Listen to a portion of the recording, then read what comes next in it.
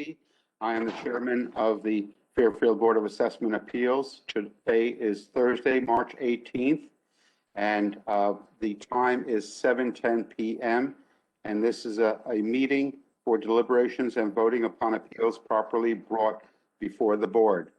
So if you would, Kathy, if you could do a roll call of the attending members, I'd appreciate it. Okay, Paulette Cruzo. Here. Kathleen Griffin. Kathleen is not here. Alexis Harrison. Here. Peter Rupert. Here. Harold Zawadzki. Harold's here. Ronique Patel. Monique here. John Sporyar. John is not here. Judy Zablack. Here. And I got the right list. Thank you. Catherine Gift. Catherine's here. That completes the roll call. Thank you. We have 7 members present, so we have a quorum. And I'm calling this meeting to order at 7:12 p.m. So I believe we all are looking at a subset of our appeals, and I suggest that we start from the bottom up. So Catherine, if you are prepared to proceed with the appeals that you've heard, go right ahead. The appeals that I'd like to present tonight are on this list, but they just might not be from the bottom up. But I think can everybody manage to look at. First appeal I'd like to bring forth is appeal number 140, which is on North Street, 3141 North Street. The property's owner is Melissa Clowder. And the appeal was Harriet Busker was the appraiser, and she was actually present in the hearing. This property, the town has valued at $1,112,100. The appellant is requesting a value of $900,000 based on her appraisal. It was bought in late in December of 2019 as a foreclosure. The purchase price was $690,000. And as the appraiser, you can see in the appraisal report.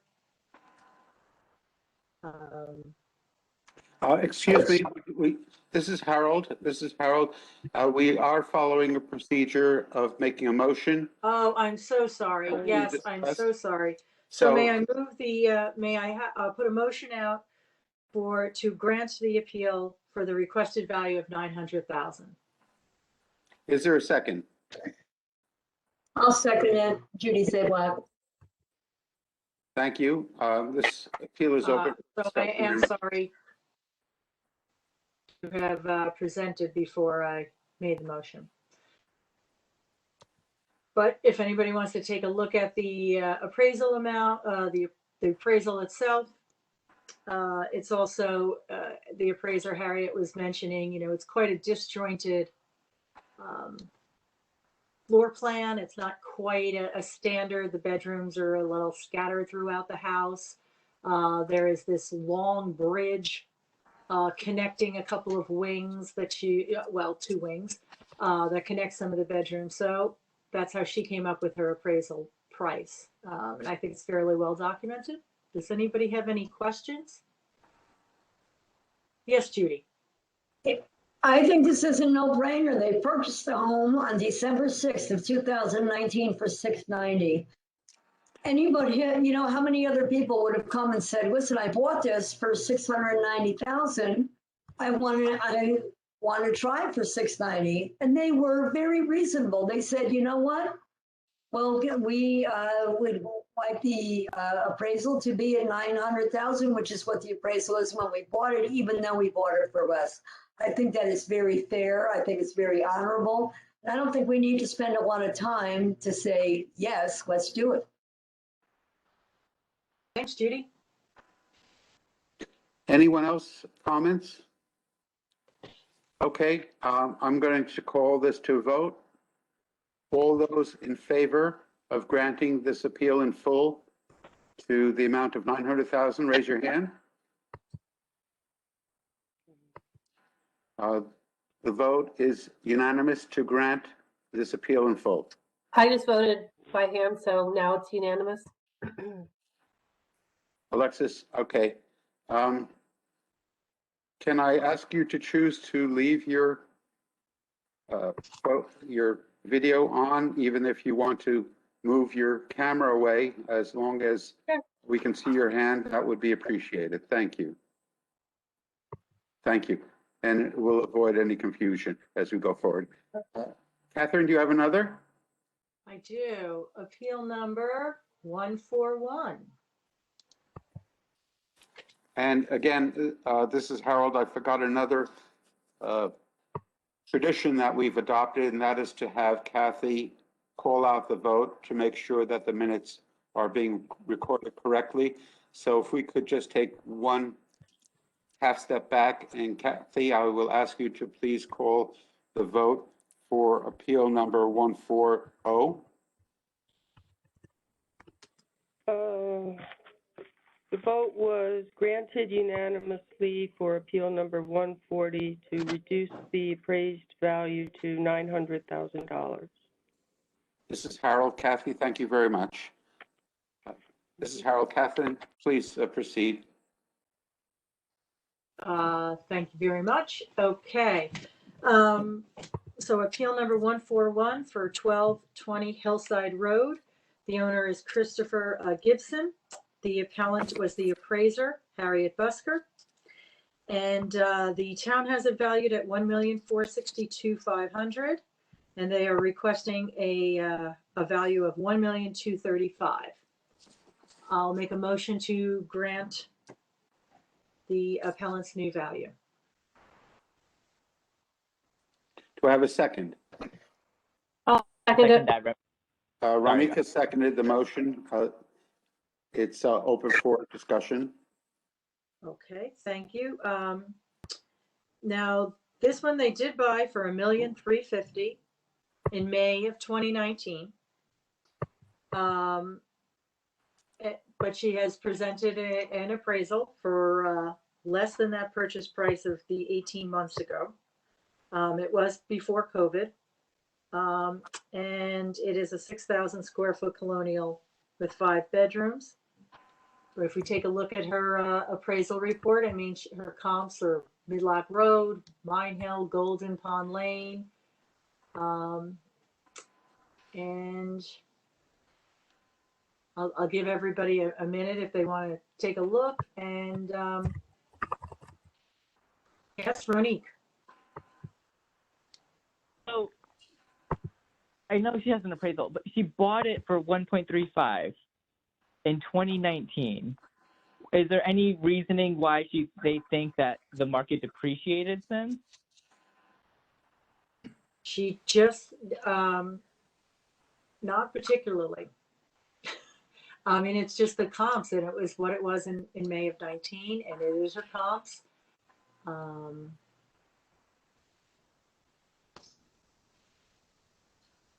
I mean, they adjusted comp 1 100,000 and comp 3 200,000. I mean, I don't know about comp 2. I'm not familiar with 1277 Mine Hill.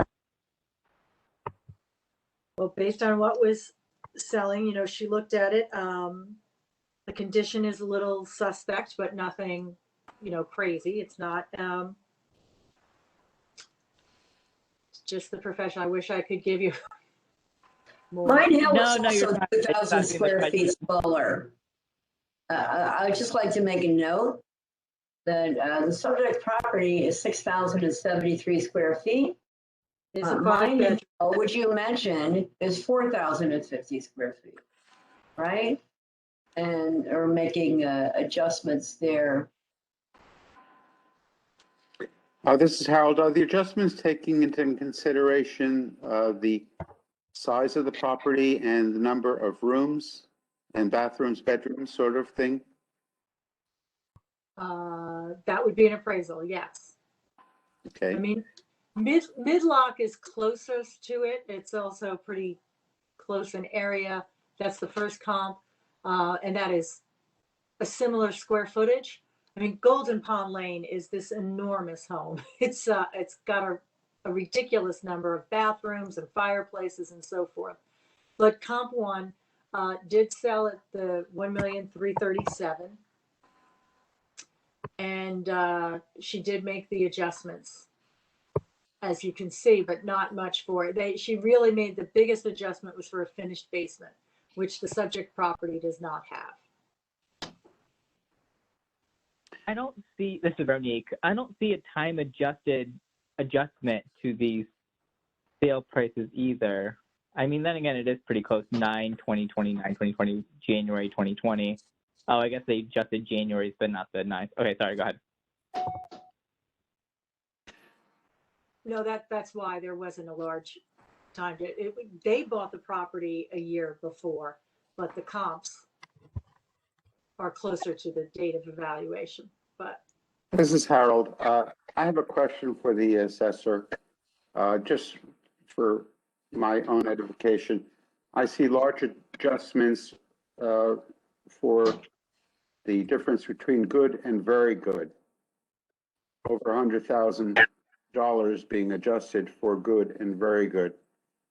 Is there a common understanding or a way to deal with good and very good? This is Ross. It should be documented in the appraisal. There is a note to see the addendum. Okay, I'm just looking down to see if she explains the adjustments. I think part of the underlying issue here is if you look at the days on market of these homes, this was Greenfield Hill that, people were saying was taking a long time to sell, and it had been depressed pricing. They bought at kind of the height of that market. And she's adjusting down, and if you look at the comps, I mean, they were on the market months and months. Not necessarily Golden Pond, but you look at Midlock, which really is it's a great comparison. It was on the market for 530 days. So that adjustment to market for the COVID was, well, things were being bought, but they were out there a really long time. So Greenfield Hill being a slightly different thought process than what we've been looking at for Sherman and the Beach. Veronique, I have a question to anyone. Oh, yes, go ahead, Ronique. yeah. So if anyone, any of the realtors really, I mean, has the market in Greenfield Hills gone down a year and a half before October of last year? There were, well, the realtors will, but Greenfield Hill was not a heavily trafficked sale. That was the part of town that was not being sold. No one wanted to be out that far with very large homes, and then COVID came, and even though they sold, but not at the increasing prices in other areas of town. But they did sell. Judy, do you think that's fair, or does that answer Ronique? Or I'm just a little stuck on the $1,350,000 that they purchased the house for. Right. I'm stuck on that, and it's not, it's within the range. I'm pretty stuck on that. That's all. I'm having an issue with that. I'm having an issue with that. That's all. They bought it for $1,350,000. This is Harold. Does anyone want to make a motion to grant in part, that we can vote on that motion and then we can vote on the decision? instead of, since the town has it valued at, I think, Harold, so the town's has it valued at 1462. Would somebody, or may I be able to amend that for their purchase price of $1,350,000? This is Harold. I think we might do better to make a motion to grant in part to a number and then vote on that motion and then vote on granting that reduction. I mean, this is Veronique. Anyone have any thoughts on that, following that procedure? Yeah, this is Veronique. She bought it in 2019. I mean, couldn't there just be any kind of time adjusted from May 2019 to October 2020? I mean, that's why I just don't think it should be granted in part either. Paulette? Yes, Paulette? Do you have your hand up? Yes, I do. I'm looking at the appraisal. Oh, I see where it is. Okay, sales. Okay. Normally, I would say they bought it, and I think this is where Judy's struggling too. I was the same way. Well, they bought it for that, and that's their comp. But in this case, she bought it in 19, and all the comps on the appraisal, on the first page of the appraisal, were sold way after that. It looks like. What did I see that sale date again? So if these sold in 2020, then they're showing you that Greenfield Hill did not go up in value. It still may have even gone down based on these comps. So normally I would say that's it. That's what you paid for it. Let's move on. But she paid that a long time ago, and these sales now, the comps now show that maybe it shouldn't be that price. So I think in this case, it's reversed. The comps are showing lower numbers when they're adjusted to what hers is. So I'm just looking at that to try to decide what I really feel about it, based on the fact that the comps are newer. And the first two comp one and comp This is two. Catherine speaking, right? September of 2020. Catherine, you're speaking? Yes, I'm sorry. I was just, because it's hard to find the details sometimes on these. The first two comps were sold in September of 2020. Mm-hmm. So that's why they were not going to be adjusted for an October 1st valuation. And so that's very close to the October 1st date. So I don't see I see what the appraiser's doing. She's showing us that the market went down somewhat in Greenfield Hill in that area. If COVID was the big driver of the increased prices, those prices should have been higher or at least the same. I think what COVID did, what they're saying, excuse me, it's Catherine. I'm sorry. Did somebody have I think Catherine, you wish to speak? the appraisal is making the statement that Greenfield Hill did not enjoy a bump, but it at least sold for COVID. What COVID did for Greenfield Hill is to sell the properties that were on the market. It didn't bring a lot of new ones to market to increase. It sold the supply that was there. And that's what COVID did in Greenfield Hill. That is different than what happened at the beach and at Sherman and other price ranges. But in Greenfield Hill, it took the supply off the market at lesser prices, but it took them off the market. This is Harold speaking. If no one wishes to make an amendment, I'm going to call a vote.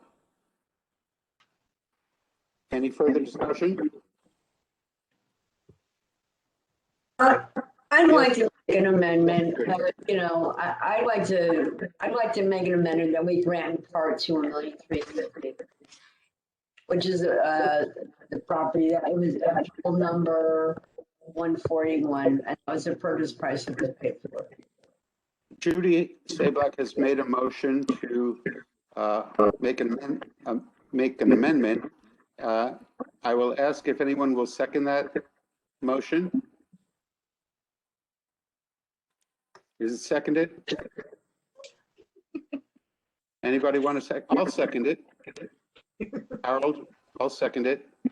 All those in favor of the motion to grant in part, raise your hand. May I ask a process? So if we don't vote for this, does the original motion get a vote? Then we or no? vote on the original motion. That's correct. That's my understanding. If this one is denied, then we go to the original one. But if this one passes, then we just move on? Then we vote on the amended price. The amended value. If we vote in the affirmative to take it to the purchase price, then what happens to the original motion? That has a separate vote, or? It is bypassed, it's my understanding. Okay. We now have a new number. Excuse me, Ross? Yeah, if you amend a motion, then that becomes the new motion. Yes. So then that's you what- would vote on the revised, and that either goes up or down, and the other one, the original motion is gone. Okay. All right, so again, to vote on the amended motion, raise your hand.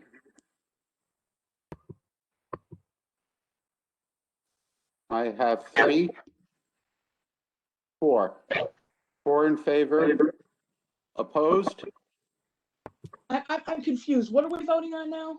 I We're- don't, This is Harold. Paulette, we're voting on the motion to put forward a new number to consider for a reduction of $1,350,000 as opposed to the original requested amount by the appellate.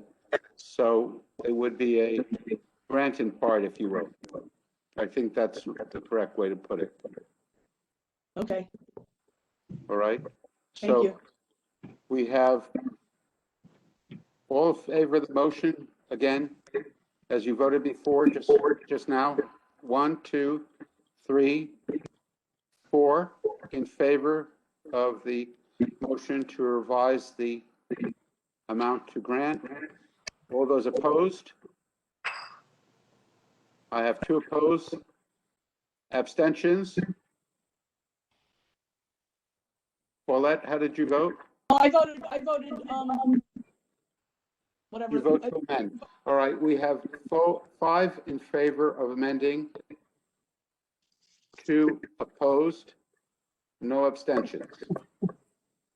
Kathy, can you repeat the vote, please, for the record?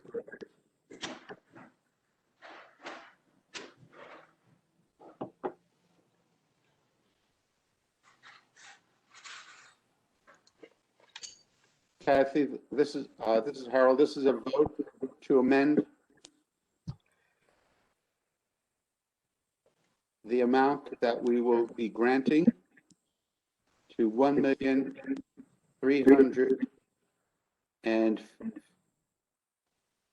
$1,350,000.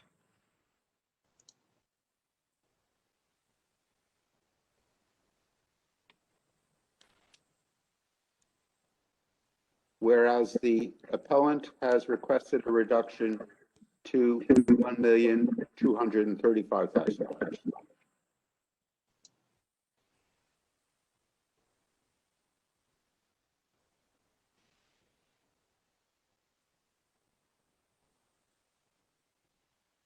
Kathy, please let me know when you're ready. This is Harold speaking.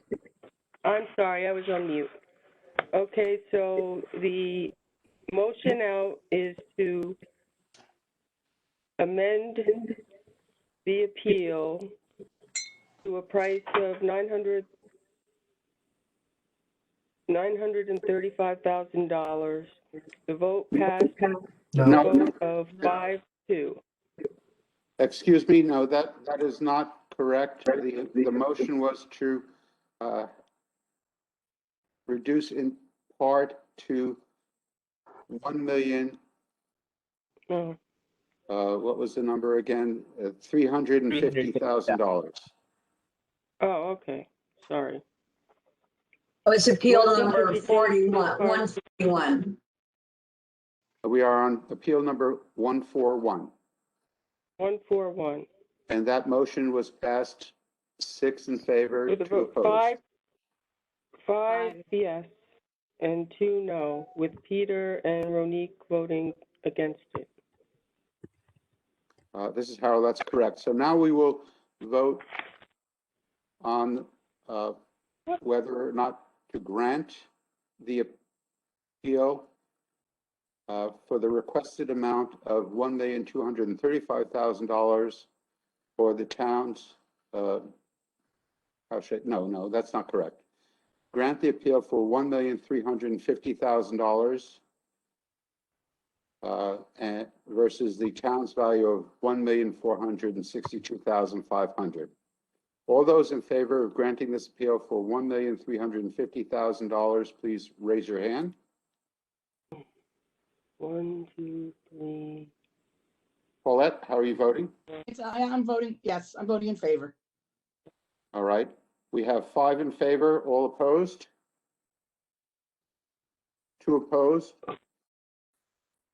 The motion is granted to grant the appeal in the amount of $1,350,000 in part.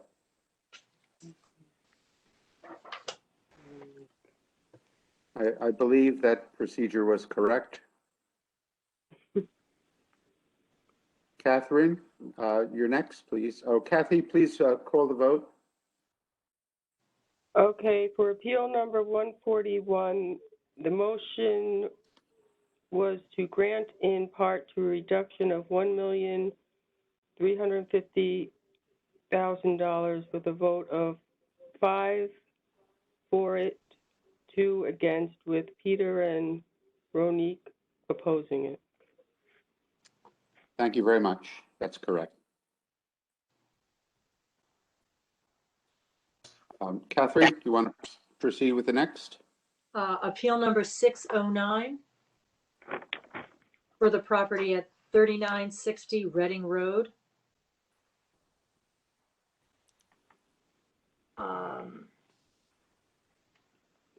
Paul Caldwell, it was a joint owner with Margaret Hepburn. Paul passed away last year, so Margaret was the appellant and she is the sole owner. Her sheet, there's one mistake. She has the town's value. The town has a value of $767,100. And she's requesting a market value of $740,000. A very, very small amount. It is $27,000. I'm sorry. Yeah, $27,000. Based on, okay, so I'd like to make a motion to grant the small decrease to market value. Would anybody second that motion? I'll second. Alexis? The new value is based on an appraisal that was done for the estate. It was, it is a professional appraisal done by Richard Massa, and it comes in at $740,000, and it is dated December of 2020.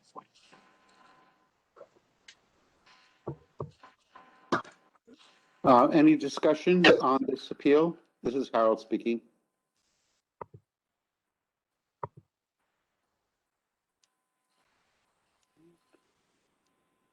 If not, then I will call a vote. All those in favor of granting this appeal, raise your hand.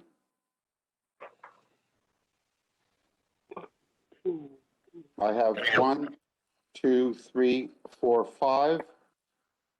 Paulette, how do you vote? In favor. In favor. We have 6 in favor. All those opposed, raise your hand. I have 1 opposed. This is passed. The appeal is granted in full, 6 votes to 1. No abstentions. Kathy, can you please call the vote? Okay, for appeal number 609, the vote was to grant a reduction to $740,000 with a vote of 6 in favor, 1 opposing, with Ronique opposing. Thank you.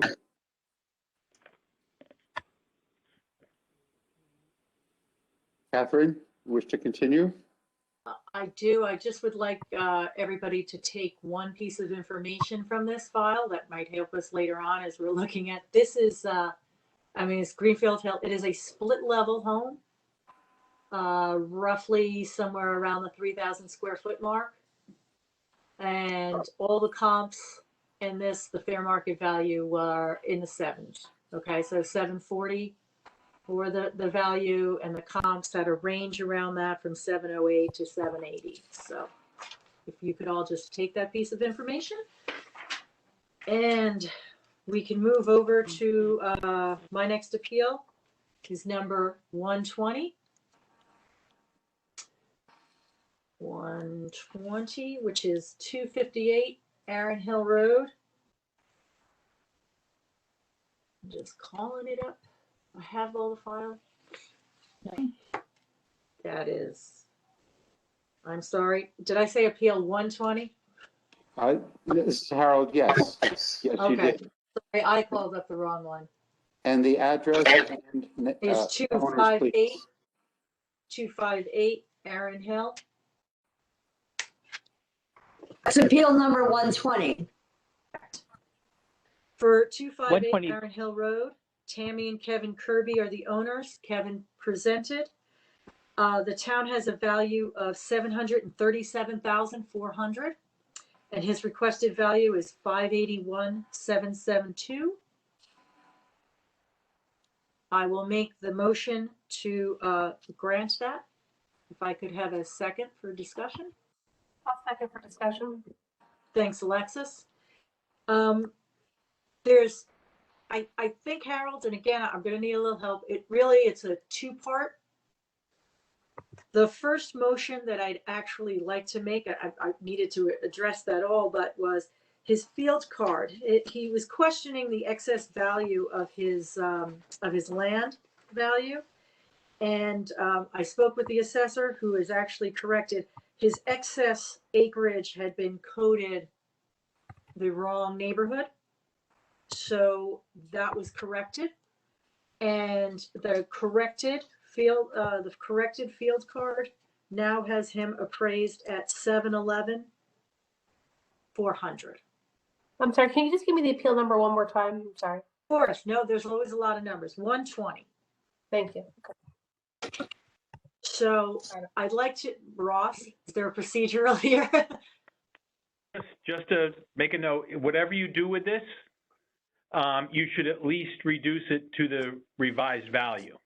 And that's what I was Of just what going I to came make up a motion. So I'd like to amend my first motion to have the town's value reduced to $711,400 to which reflects the corrected neighborhood code for his excess acreage. And may I have a second for that appeal? For that motion? This is Harold, I second. Thanks, Harold. And is there any discussion? Does anybody have any questions on that? Yes, are we making a motion? I'm sorry, this is Peter. Are we making a motion to, that's what you want to grant them that reduction, or not a reduction, but that's going to be their, you're not going to grant them? Because I thought they were looking for a 581,772. They are, so I that's what I'm looking for, the procedure. We can vote on that number, or we can vote on the requested value of the 581. This is That's what Harold, I think, True. this is Harold, I think to be consistent, and please, anyone correct me if I'm wrong, but what we did before was we made a motion to reduce the amount. We voted on that motion, and then we voted on the motion with the revised number. So I think right now we're going to vote on the new number of $711,400 as is now reflected on the property card of the town's records. All those in favor of that, raise your hand. 1, 2, 3, 4, 5. Alexis, 6. I'll vote in favor, yep. And Paulette Yes, is unanimous. 7 for the motion to the new ask amount by the town of $711,400.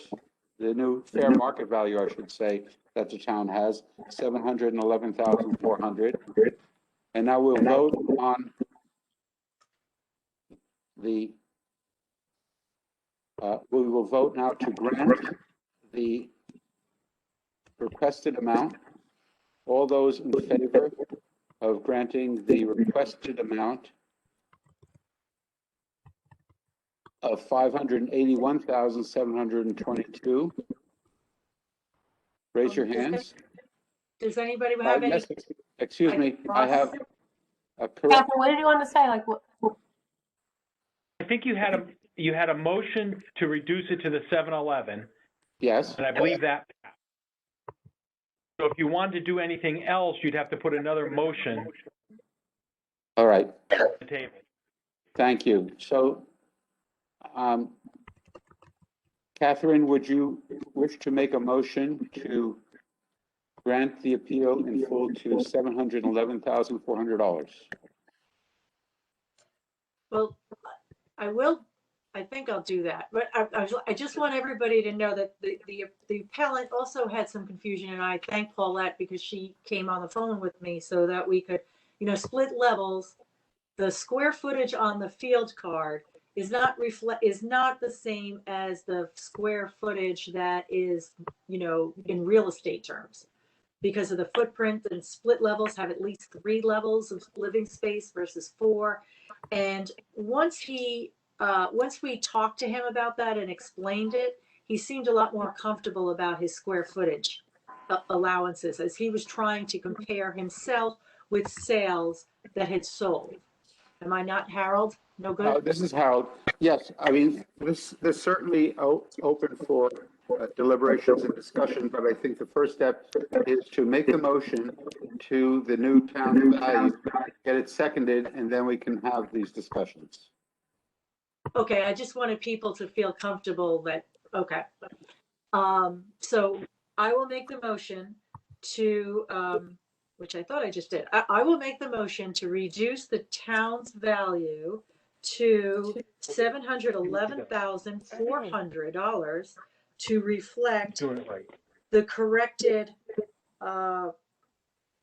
neighborhood code valuations for his land.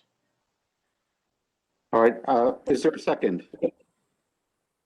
This is Harold, I'll second it. I don't think. All right, now the discussion was pertaining, this is Harold speaking, the discussion was pertaining to the style of the home and the square footage, is that correct? Yes, when the appellant came in, he was questioning, he has only 2,000 square feet, and there were several other properties that were selling his square footage, his nonlinear regression model or so. And Paulette was great on the phone, and I think the two of us were able to explain to him that split level homes, which his is of a split level home, they're not always marketed by that square footage. And so when we were talking to him about the different styles and the comps, we specifically mentioned, as he did, he brought in comps of 255 Aaron Hill, which is across the street from him, 477 Aaron Hill, all split levels. The previous appeal we just heard was a split level style. And he seemed to understand that his square footage was actually more on the market than it was on the field card. This is Harold. Okay, that was a good explanation. Yeah, so he seemed okay, but he was still questioning his land value. And then we had determined, after speaking with Mr. Murray, that there was that correction to be made. So I just wanted everybody to have a little more comfort that the appellant wasn't asking for any other reason other than a misunderstanding about the square footage. So is there any other questions or, want to understand or that I could help with? This is Harold, any further discussion or comments? Otherwise, I'll bring it to a vote. All right, all those in favor of, yes, Catherine. No, I was ready to vote yes, sorry. All those in favor? Okay, just a moment, let me get the numbers yes, Ross. Can you just, this is Ross, can you clarify you're voting to reduce it to the ask amount of 5 something? No, I think we're going to vote on 711,400. No, this is Harold, excuse me, we're voting on the requested amount the 711,400 is the town's value. So what we're voting on is to grant the appellant's opinion of fair market value as stated in their petition of 581,722. I didn't hear that What? specific motion. I think you All I better, heard was an amended motion, so can we just like forget about whatever motions that were on the table now and just what we are actually voting? Thank you for the clarification, Harold. So we are voting on the appellant's request of 581,772. That's what we're voting on right now. That's correct. And if it's approved, then that's the number that it would change to. If it's denied, then it would stay at the town's corrected number of 711,400. Okay. Is everybody on board with that? Thank you, Harold. Thank you, Harold. All right. All those in favor of granting the appeal, please raise your hand. I see 2 in favor of granting the appeal. All those opposed, raise your hand. I see 5 opposed. The motion is not carried. The appeal is denied. Thank you, Catherine. I think as we move forward with these corrections, we'll get to make this a smoother process. All right, Peter, could you mute your mic? It's just I'm hearing an echo, or just lower the volume. Sorry. Thank you. Judy, would you like to present a few and just? I would love to. I would love to. And if everyone is amenable. And here's what I did, and I look at, I think Harold really likes to start from the bottom up. So that's what I'm going to do. I'm going to start from the bottom up. Okay. So let's go to appeal number 498.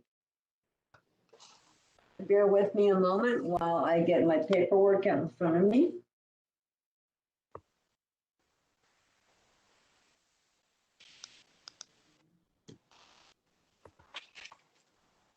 Of course, you know, everything fell a moment ago, so nothing is in order as it was. Okay, 360.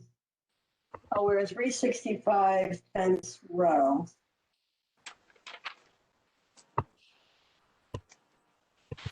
Oh, this is, you know what, these people, oh, okay. Well, let me just go over the data first, okay?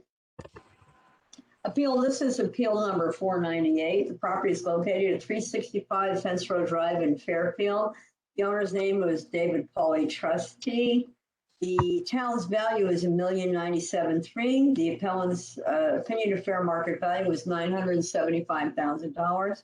I make a motion that we approve the appellant's request to reduce the fair market value to $975,000. This is Harold, I second. Thank you very much. This will be very easy. These people just bought the house. They bought the house at $975,000. On December 30th of 2020, they included the contract. There you go. I mean, there's no, that's it. That's fair market value. I mean, we don't need to have a discussion. That's what they bought it for. It's like, it's okay. Thank you, and let's move on. You know, let's grant it and move on. That's fair. This is Harold. The owner of this house, their name is Pauly, right? Okay. I see on the card that the sales date is actually listed as 2/12/2021, which is different than the information of the sales that's in the sales contract. Is it? Is that the case? The contract is made on, yeah, pardon me. They made it on the 30th day of December. That's when they entered into the contract, and I think they closed on the 21. Of February. Okay. Right.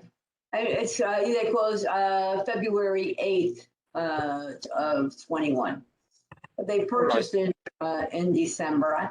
This is, okay, so, oh my gosh, we're supposed to be as of October 1. Let me tell you what, in December, they offered more for it. They paid more money for it. If they're only looking for $975, I think they're incredibly reasonable. And we don't need to have a whole lot of discussion on this. It's pretty much black and white. There's no gray area, in my opinion. Well, if there's any further discussion, Yeah, Or this were is- there any other comps that were provided? Because, I mean, this is just one, right? I mean, I understand what you're saying. It is, yes, maybe it was, but what else is there to compare it to here? You know? Peter, they bought the house at $975,000. That's the comp. That's the really true comp. This is Paulette. I just want to point out too that although it shows that it closed at the 970 whatever, they actually paid 881 920. If you go further down, you'll see the closing statement from the attorney. They got a $97,000 credit at closing. Now, sometimes you can get a credit at closing to cover your closing costs, but this goes way beyond that. There's a limit. There's usually a percentage, maybe 5%, maybe 7% that you can have back. They got $97,500 back, so they really only paid $881 to $920. So they paid less than what they're saying they wanted to be valued at. They wanted valued at $975. They paid $881. Like Judy says, it's a no-brainer. They are their own comp. They don't need any other comps. We need to just move this through. those are very valid statements, I must say. So unless there's further, Catherine, you have your hand up? I'm all for moving it through it too, but Paulette, I think you're looking at, those were just the credits to the buyer as in that was their escrow money. I think that's just their HUD Yeah, statement. no, they didn't get it for 881. They paid 975. I think the 9750, but the lawyers were just crediting that for their escrow money. My mistake, sorry.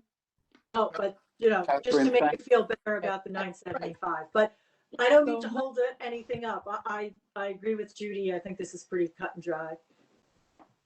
This is Harold. Catherine, thank you for that clarification. I think it points to the fact that we need to look at the documentation to understand what's going on. Okay, so if there's no further discussion, I will ask for a vote with show of hands. All those in favor of granting, raise your hand. Judy, wait till the end of the motion. That's what I've learned. Hey, Harold, do you mind just reiterating the amount? Yes, Thank you. we're granting in full this motion to the requested amount of $975,000. From what? Again, can you keep those numbers, please? That is the requested amount by the appellant. Or what was the original amount then? $1,097,300. Appreciate your answer. All right, we have 6 in favor of granting the appeal in full, granting the request in full. All those opposed, raise your hand. I have 1 opposed. The motion is carried 6-1. Kathy, could you please call the vote? Okay, for Appeal 498, the motion to grant to reduce the price to $975,000 carried with a vote of 6 in favor, 1 opposed. Peter opposed. Thank you very much. Judy, you are helping us to move along, so please select another one. Right, well, that's the whole plan. Let's move along, right? Sometimes we belabor things that don't need to be belabored, okay? So we have. I just think that's, I find that that problematic when we hear statements like that. You know, just in the last 5 minutes, I've heard no brainer on decision making. Let's just stick to it. You have an argument, make the argument. We don't need to rush it through. Yeah, that's what they purchased the house for it. Yeah, that's, Okay, that's the that was your argument. argument. That's fine. That's fine. That was your argument, but we don't need to just, you know, say, oh, let's rush this through. There's nothing, you know, to be said here.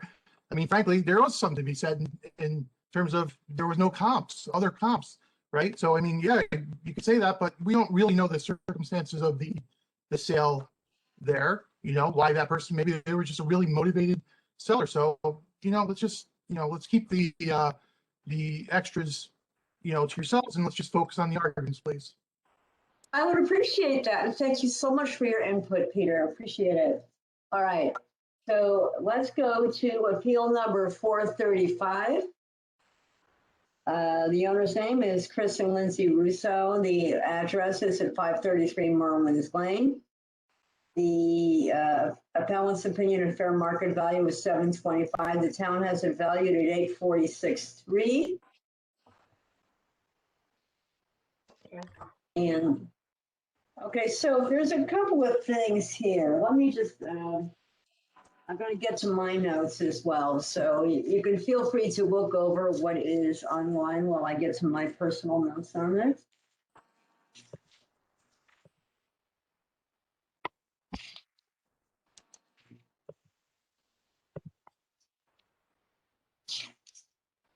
I'm sorry, what was that appeal number? This is Harold, 435. 435, thank you. 435. Thank you. You're welcome. Thank you, Harold. Okay. Address and owner is, That was 533 Merwin's Lane, field number 435.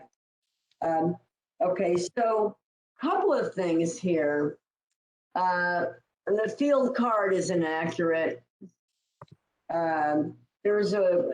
had a question about the first floor area, which I believe I answered when he was there, which we handled.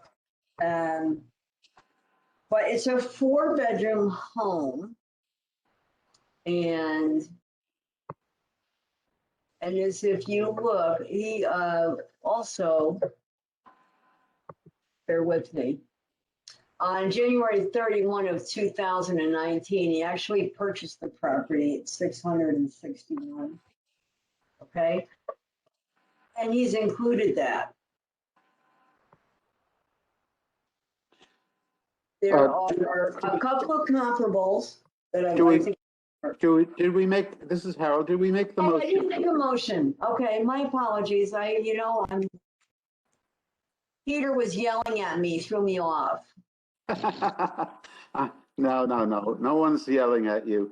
All right. Peter can never yell at me. I'd like to make a motion that we approve Chris and Lindsay's appeal for fair market value to $725,000. Is there a second? Catherine will second. Thank you, Catherine. Okay, now we can go on. I'm sorry, and this is Harold, did you state the town's value? The town's value is $846,300 for that. $846,300. The appellant's Thank you. the market value is $725. Right. So there were a couple of comps that I decided to print out and have them like all handy. Some of the ones, something that he had shared with us. So, for example, we have 533 Merwin's Lane. We have 1180 Merwin's Lane, which closed at 691.5. And we also had 542. Let me tell you the date on that. It was 10/31 of 19, closed for 691.5. And also 542 Merwin's Lane, closed May 28th of 2020 at 725. So this particular house, it's a couple of things. Look at the field card, and let's get to that for a moment. There is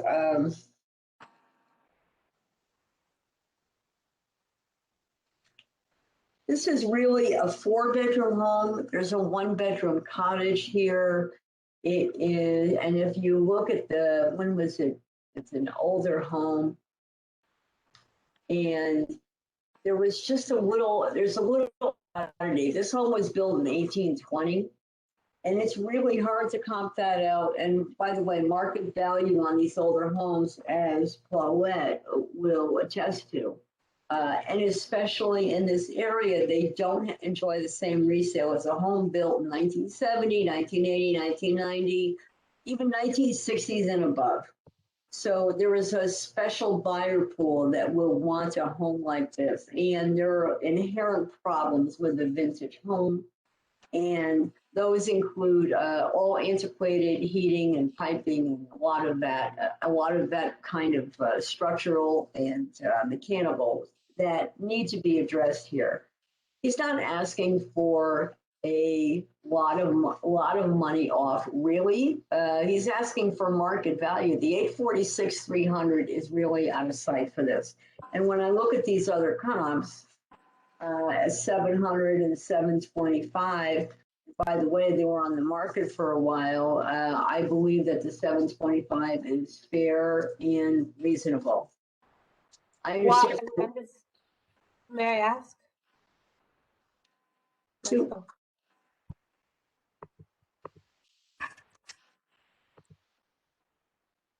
Anyone wish to comment?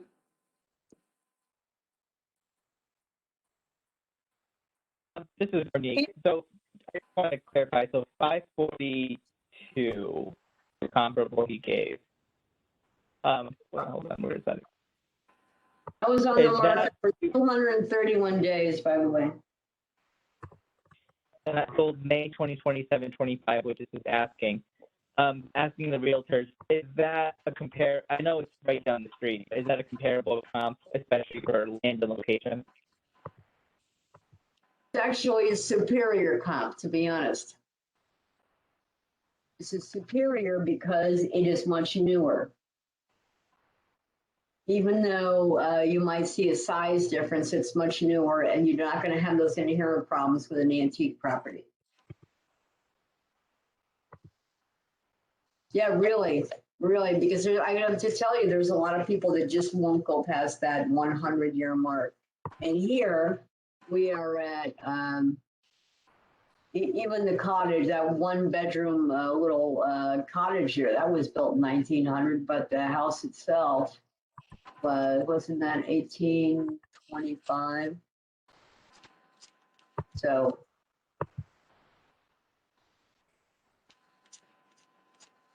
All right, if there's no further discussion, I will call a vote. All those in favor of granting this appeal, raise your hand.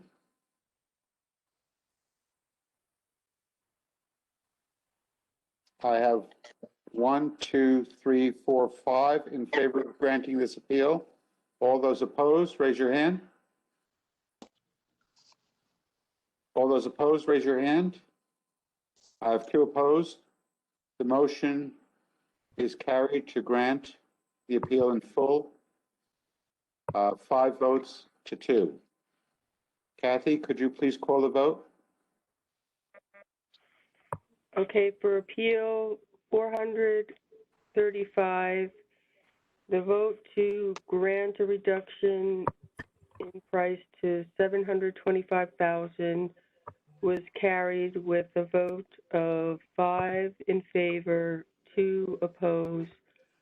Alexa and Catherine opposed. Alexis. Alexa, Thank you. sorry.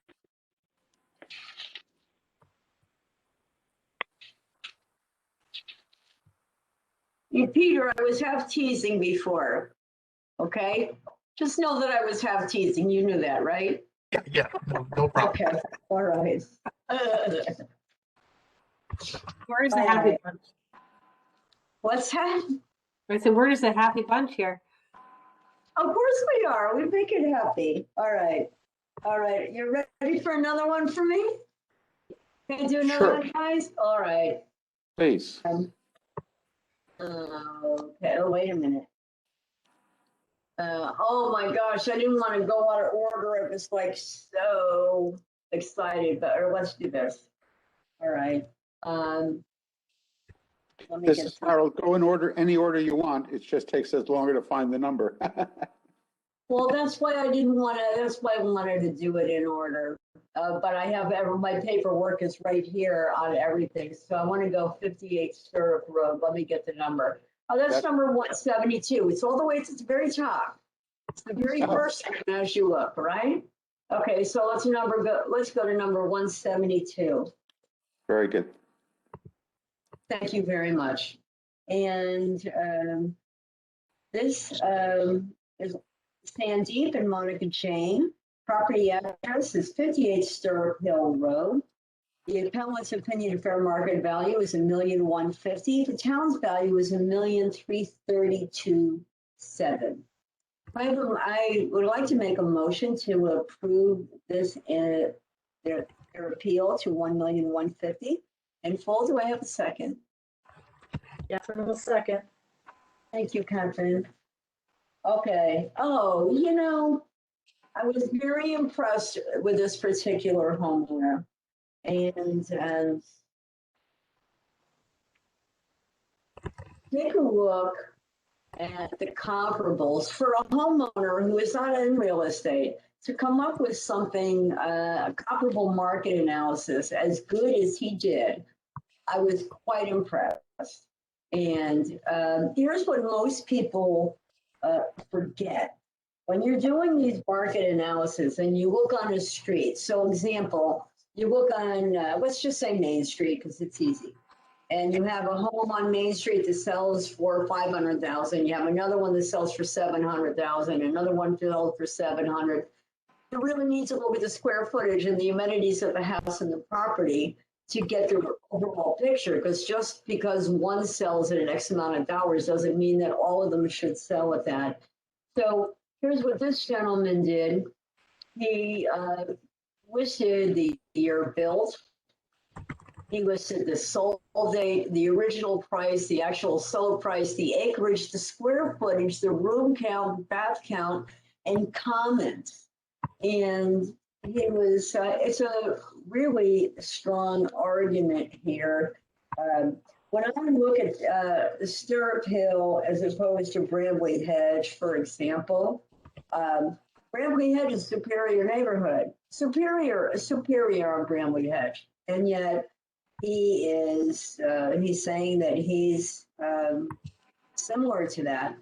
And so I just, as better square footage, as larger property.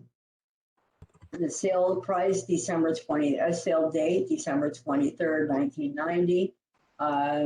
Although his house is newer, his house was built in 2003. This Bramley Hedge was 1990.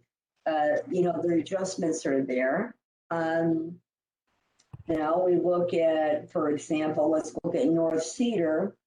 That closed on June 17th of 2020. Sold at $1,175,000. It's 1 acre, but again, remember we talked about like the acreage. Just because somebody has twice as much acreage doesn't mean their land is worth twice as much more.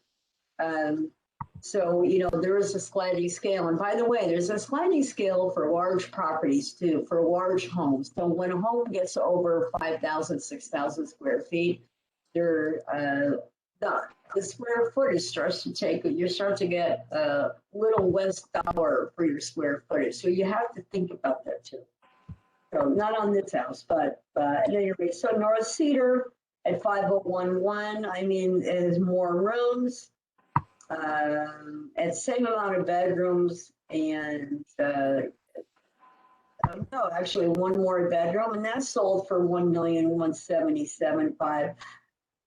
He came very well prepared, and you can look at these other comps, but I looked at all of them. He's very well prepared, and he's very well within his rights to ask for that reduction to $1,150,000. This is Harold. A few things I'm observing here is that there's no field card associated in the record. I did look at the field card. And the number that he's asking for consideration is the amount that he paid for the house 5 years ago. Also, although he's using a uniform appraisal document, I don't know who did this appraisal. And there's no information in the file to indicate that. So I'm suspect of the information that's being provided. Yes, Alexa. My name's Alexis, just for the record. Oh, I did, it's my. No problem. It's my- been my a words. lot, but that is my name. I just had a question. I can't find the Branley name in the Vision appraisal. Is he the owner of this house? I don't see his name on the record, but maybe I'm. You want Stirrup Hill? I'm sorry. Stirrup Hill, his property is located at Stirrup Hill Road. No, but is he the owner of the house? Mr. Branley? I See, don't see his name he coming up in Vision represented appraisal. himself as an owner. I know sometimes these field cards are not updated, so Okay. He's on they're the. not always updated. Here's what I'm gonna do right now, just a second. This is Harold. Ross, can you say if this field card has been updated? I'm loading it up now. Thank you. So if you refresh in a minute, I'll have it loaded for you. When I look on the MLS, he shows as an owner. Monica and Sandy James show as the owner on the MLS. It's not John Branley? Are you looking No, at 58 Stirrup Hill Road? No, I think I'm looking at the wrong one. Never mind. Okay. Got it. It happens. It's That's why I late. ask questions. Thank you. Okay. And by the way, 400 Burrs, another, it's close by, still has not sold, or it hadn't sold at that point when he was there. So I think he's well within his rights. This is Paulette. Now, this is What I Ross. If you think close out of the backup docs and reopen them, the field card will be there. Thank you, Ross.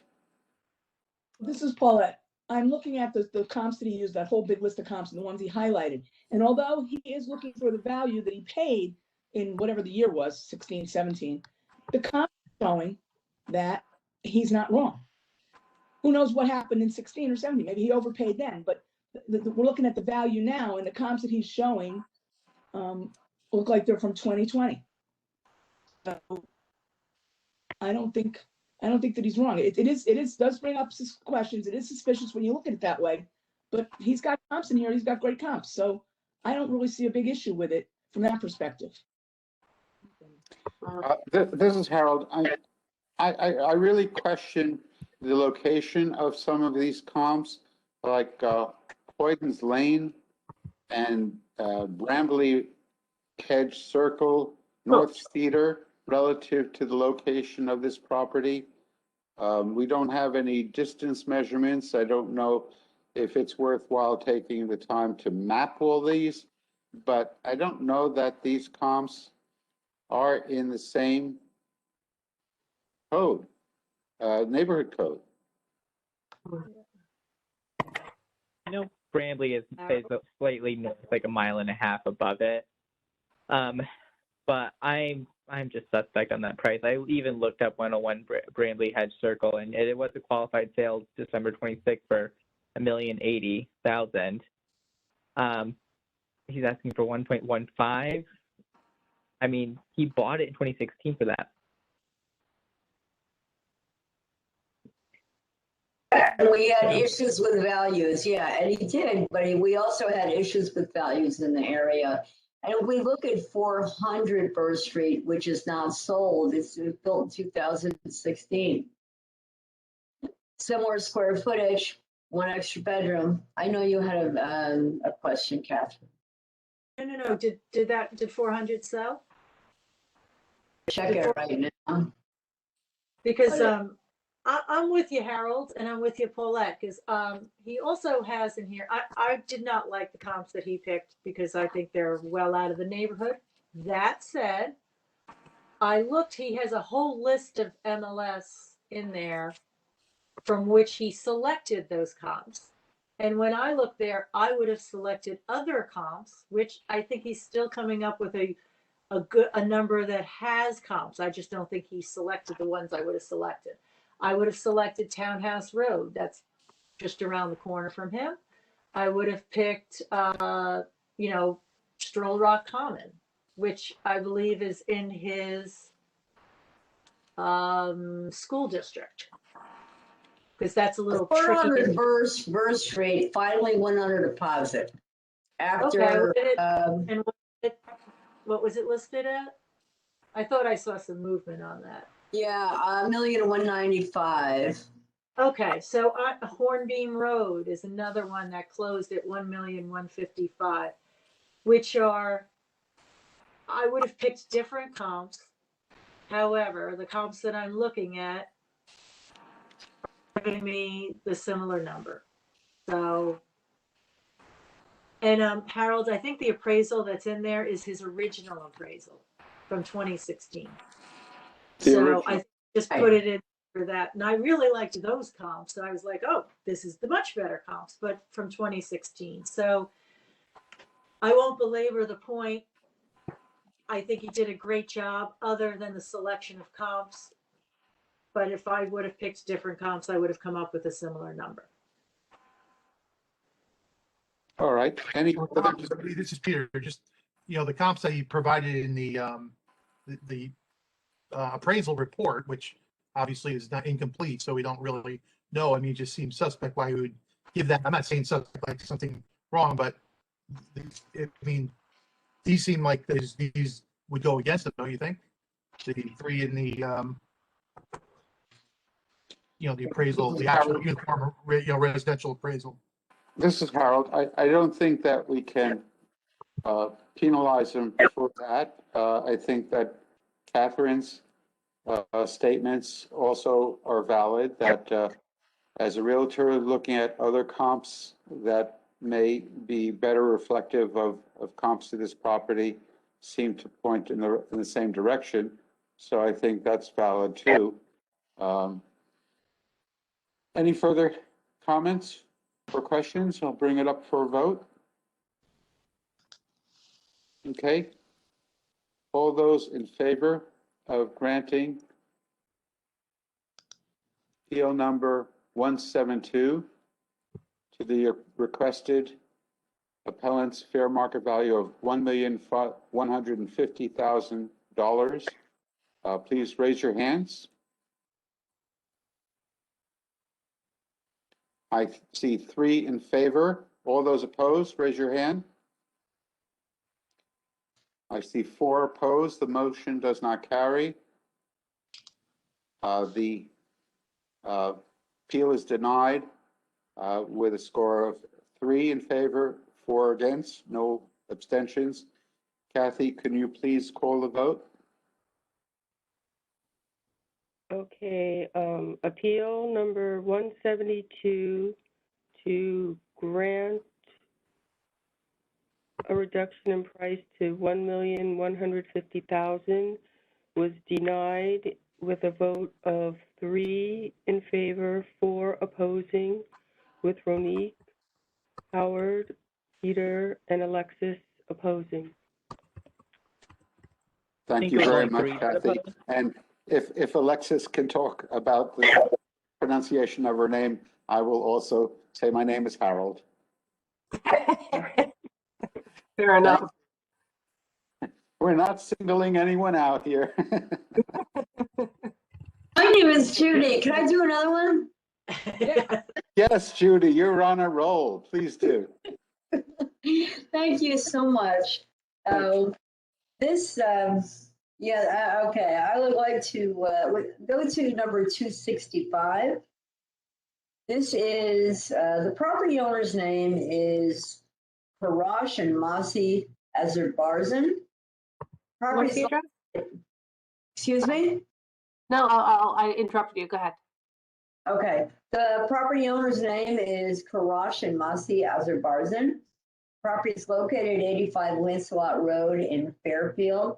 The appellant for them, the appointed was Mary Kay Dowden. Mary Kay Dowden is purchasing the home and in the middle of this contract. So the Azerbaijan's allowed her to come in on their behalf, and we have all the proper paperwork for that.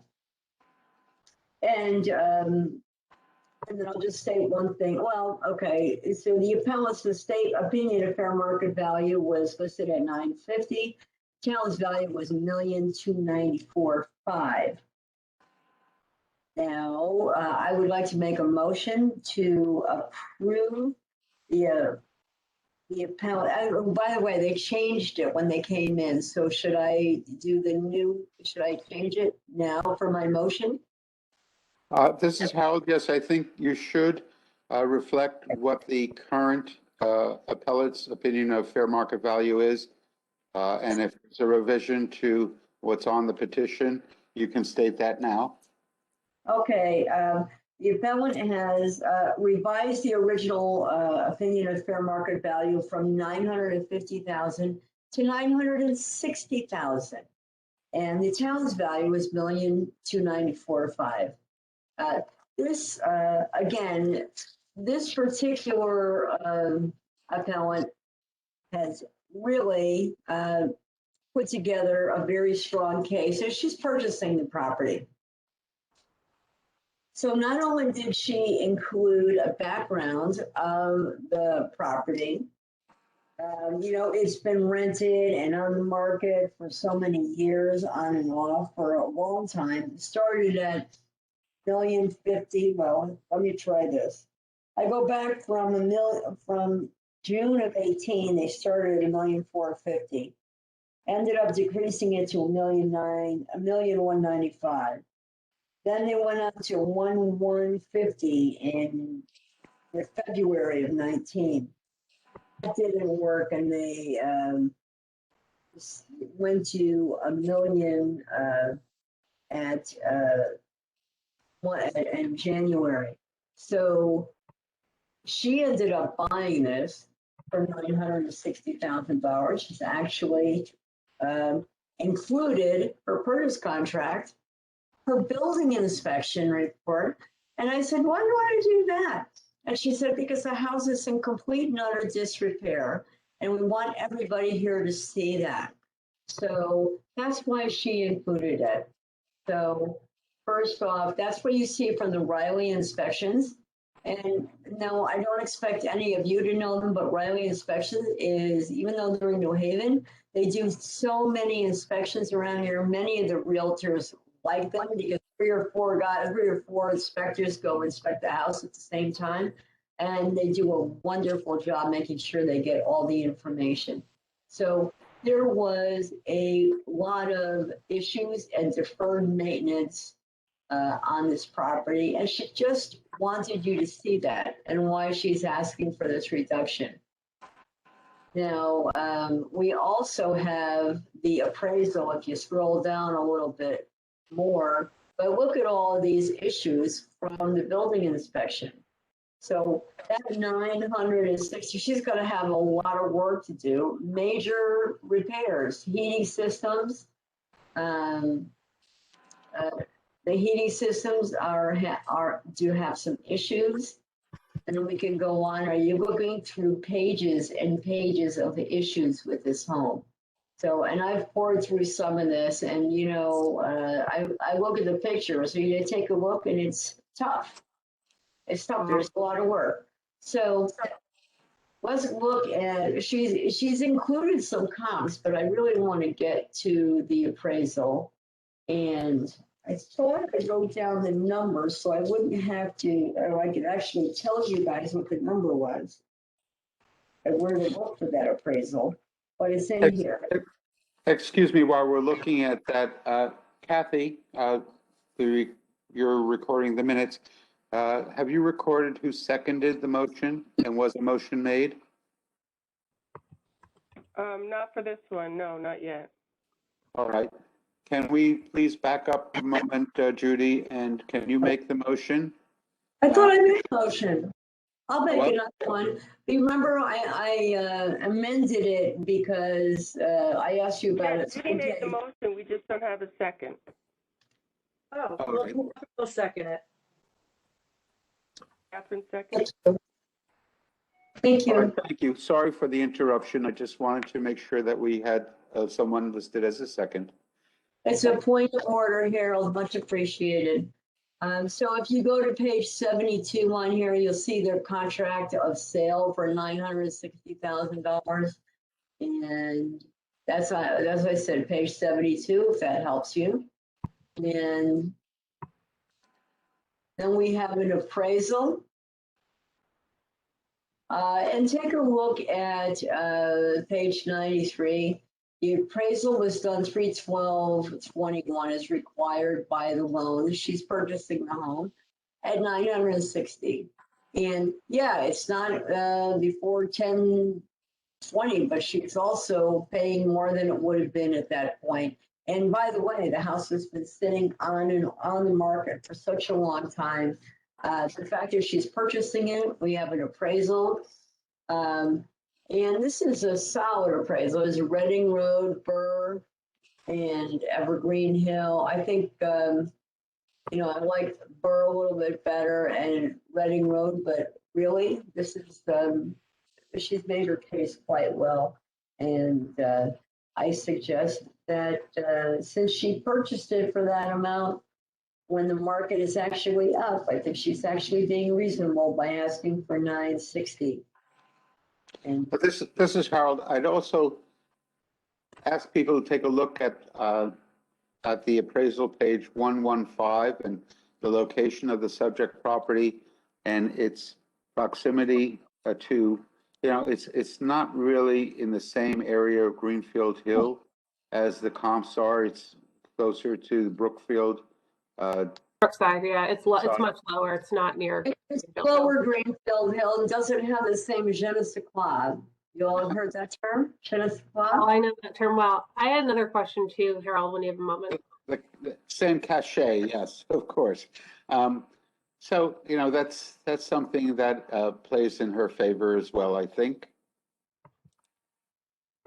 This is Any other both. questions? If Yeah, not, we'll, question. So yes, Ronique and Alexis have their hands up. Ladies first, Alexis. Yeah, Oh, Alexis, thanks, first. Harold. Appreciate it.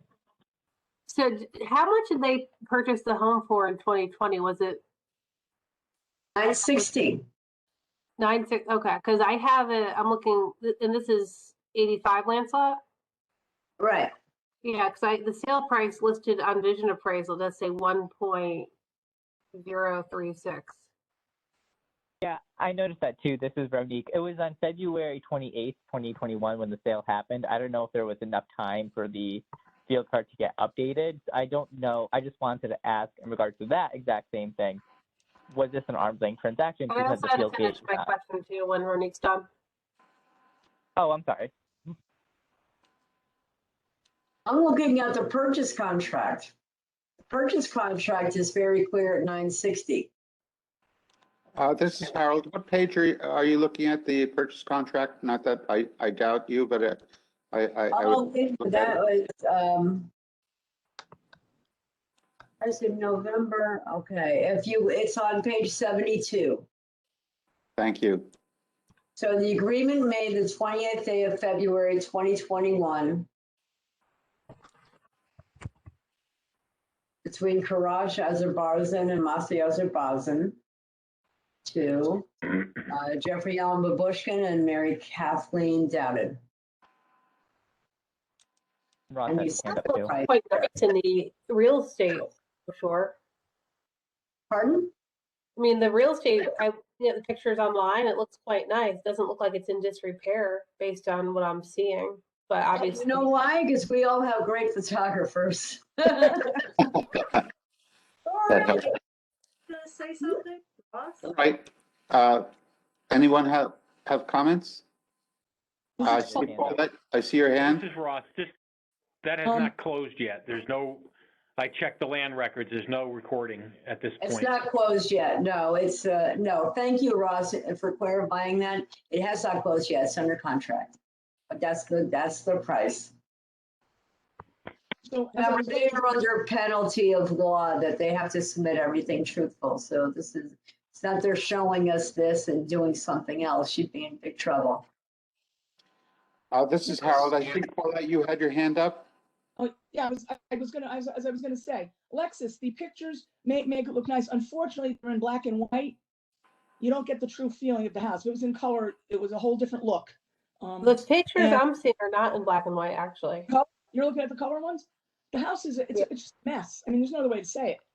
If my clients bought this house, were buying this house, and they got a inspection report that looked like this, by the third thing they looked at, maybe page 2 or 3, I would have said, pay the guy for his time and walk away and don't buy the house. That's what I would normally tell people. Exactly, yeah, look at, I tell people that all the time. Walk away, move something, find something else. Because it's just, the house is just a mess. There's no other way to say it. Well, why are they buying it? Because for some reason she wants that. Maybe she wants the location. Maybe she wants that style house. They're calling it a split, but actually, I'm not sure that it is. I was in it, and I don't remember. I thought it was like a ranch with a lower level that's completely that's finished. when I considered it, because that house been on and off for so long, everybody's been in it. Yep. I have a question, perhaps, Ross, you can shed some light on this, or maybe the realtors as well. It's under contract. It hasn't closed. If the contract is not filled and it goes on a market again, doesn't that change the, I mean, what right does the owner have to give a fair market value estimate if they don't own the house yet? The contractual owner always has the right to do something. In fact, if I had this house in contract and I wanted to sell the contract to somebody else for the same price or more, I could. So the contractual owner has the right to do what they want. So They were given that right to buy the homeowner. right, they gave the right to the homeowner to appeal because according to the rules, I think Russ could, the rules for this is that you have to be the homeowner. So that's why they're doing it in their place. So yeah, I mean, I see Catherine's hand up. As Alexis pointed out, I'm just curious, these owners bought the property October of 2020 for 1036. Is that correct? wait a minute, let me look that up. Something doesn't seem right with that. And then it would appear, I mean, they're taking a bath, maybe I they think it's bought 20, it. I think it's 2000, not 2020, right? I don't know. Oh, you're absolutely right, Alexis. Never mind. You were right. When you pointed out the other stuff, I was like, oh, never mind. Please remove that comment. And Nobody any wants to other, comment on it. any other discussion items, or anyone wish to make more comments? If not, I'll call it for a vote. All those in favor of granting this appeal to the requested amount of $960,000, raise your hand. All those in favor, raise your hand. 1, 2, 3, 4, 5. 5 in favor of granting this appeal in full. All those opposed, raise your hand. 2 opposed. I believe that's myself, Harold, and Peter. Kathy, will you call the vote, please?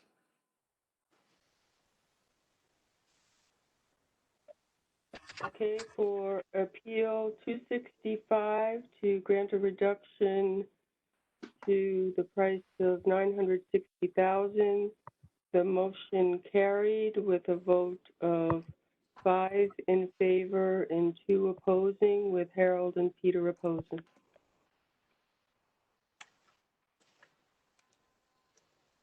Thank you. And this was appeal number 265. It is now, I'm sorry. Thank you, everybody. Who's speaking? I just said thank you, everybody. It's Judy. Okay, thank you. It is Thank now you, Judy. Good 8:40. work. It's now 8:40. I think we can, I would like to suggest a break for 10 minutes. And reconvene at 8:50. 8:50, 10-minute break for everyone, and we'll see if we can move on until 10 o'clock. Okay, thank you. As long as we have a quorum, we will continue. Kathy, you can pause the recording, and we will start again at 8:50. Okay. Thank you. This session is no longer being recorded. This is Harold Zawatsky. Today is Thursday, March the 18th. It is now 8:52 p.m., and this meeting for deliberations is resuming. So, Catherine or Judy, do you have more that you want to present? Judy, you mind if I take a few more? Be my guest. Go ahead. All right, Catherine, the floor is yours. appeal number 215 for 505 Woodhouse Road. The Calipers, owner Eric Caliper presented. He had 2 appraisals done in 2020 for refinancing. In May, the appraisal came back for 595, and in November, it came in at 590. And he is, I would like to make a motion, the town's value is 646,200. And the appellant is asking it to be reduced to 590,000 to match his refinance appraisal. So that's the motion I'd like to make. May I have a Is there a second? second? I'll make a second. It's Judy Sablack. Thank you, Judy. We're opening up this appeal for discussion.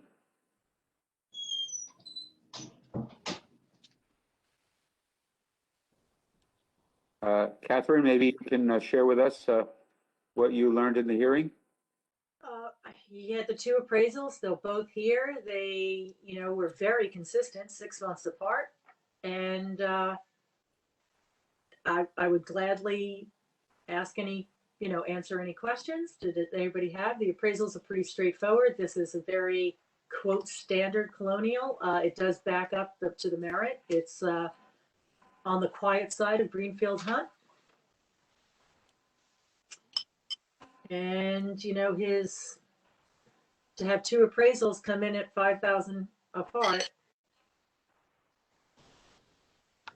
I'm not sure what to believe her. Thank you. I would absolutely agree with that. They're so close. I have no issue with it. It looks good to me. All right, any further comments?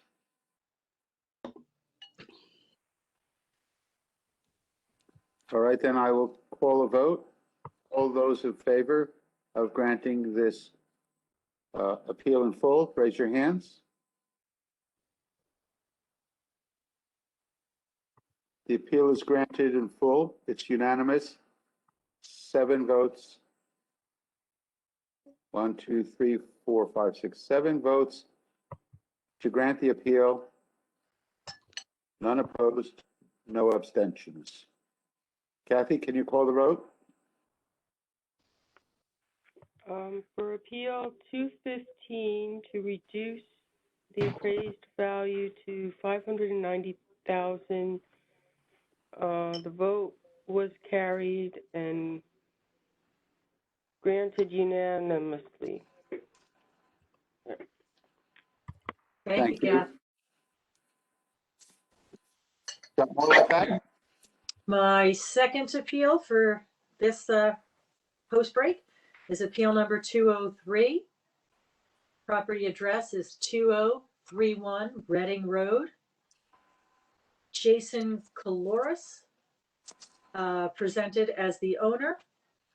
Another owner is Stavroulakis Caloris. Sorry about that. Okay, so the town has a value of $959,500, and the appellant is requesting a fair market value of $880,000.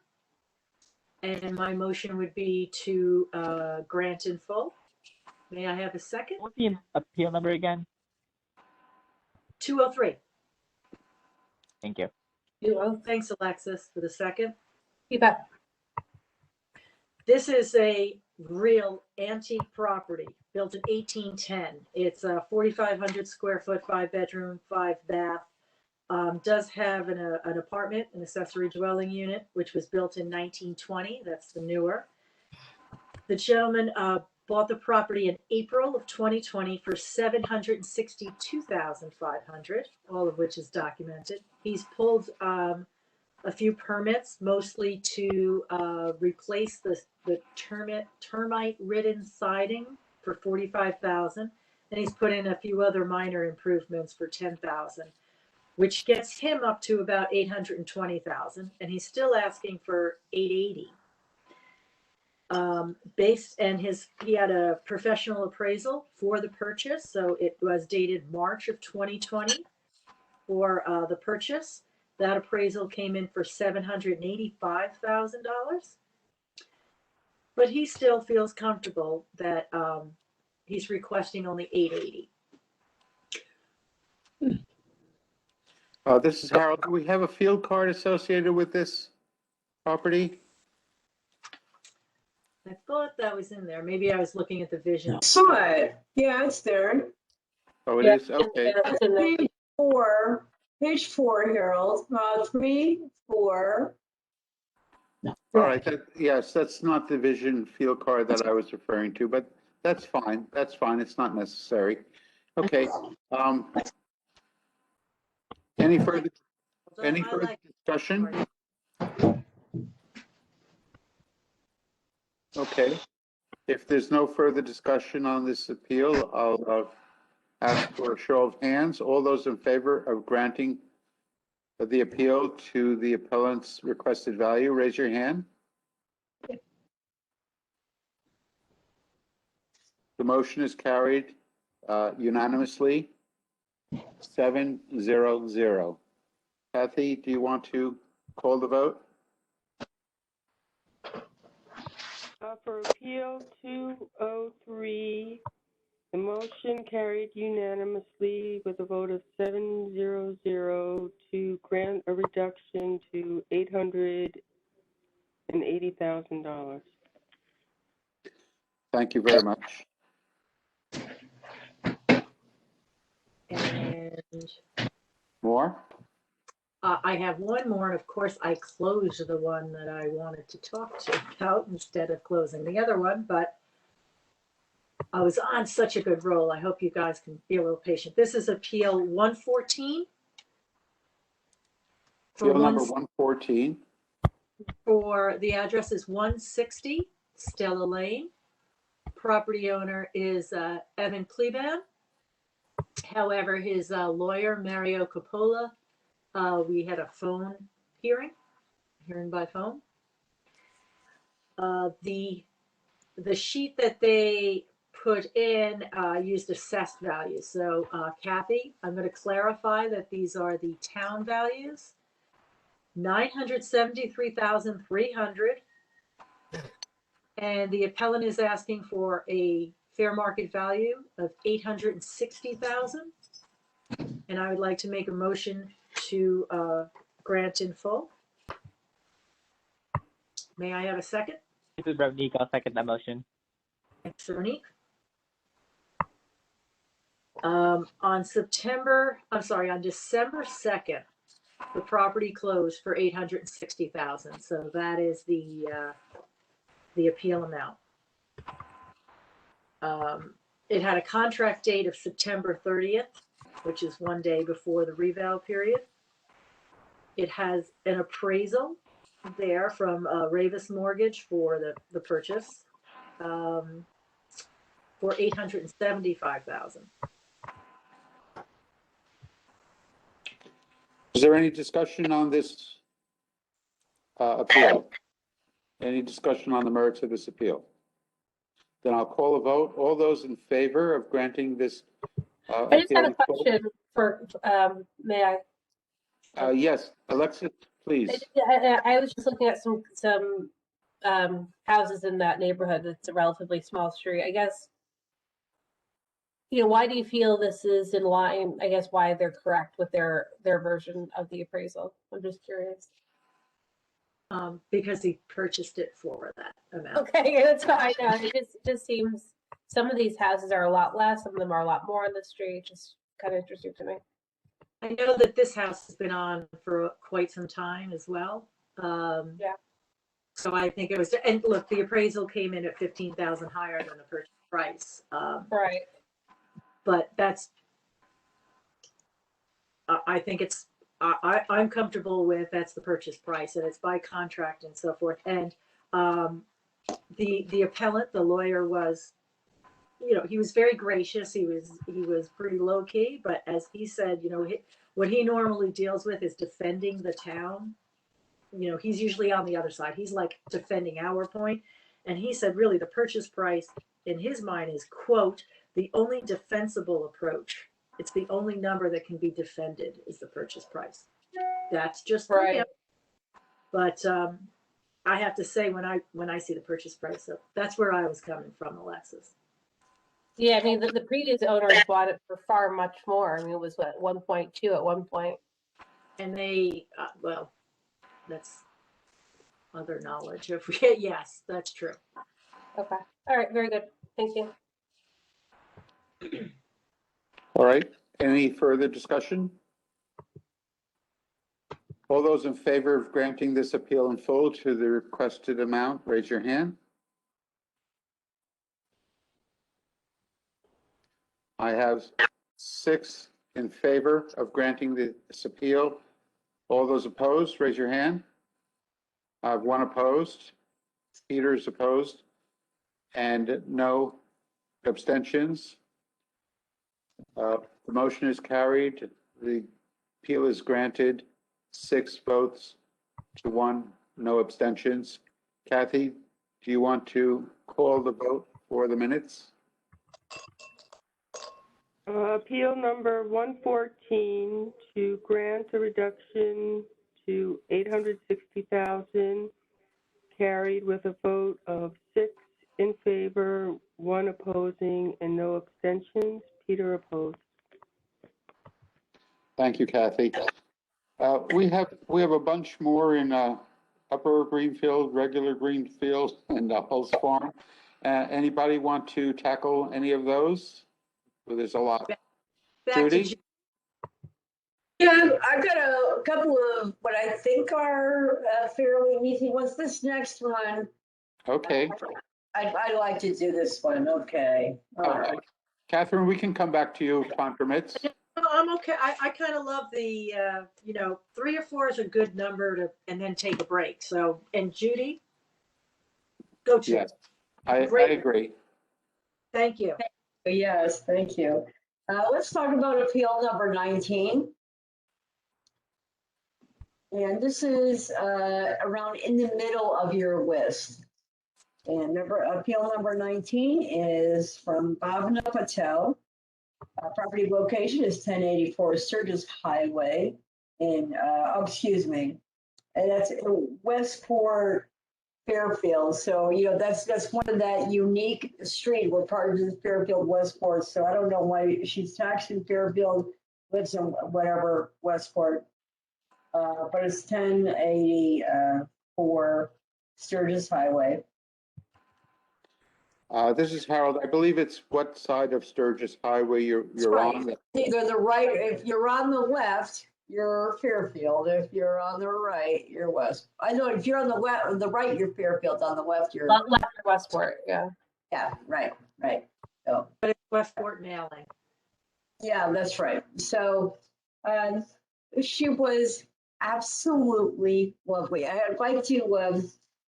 She didn't really understand the process, and her opinion of fair. Her opinion of fair market value was $2,098,900. The town's value was $1,469,230.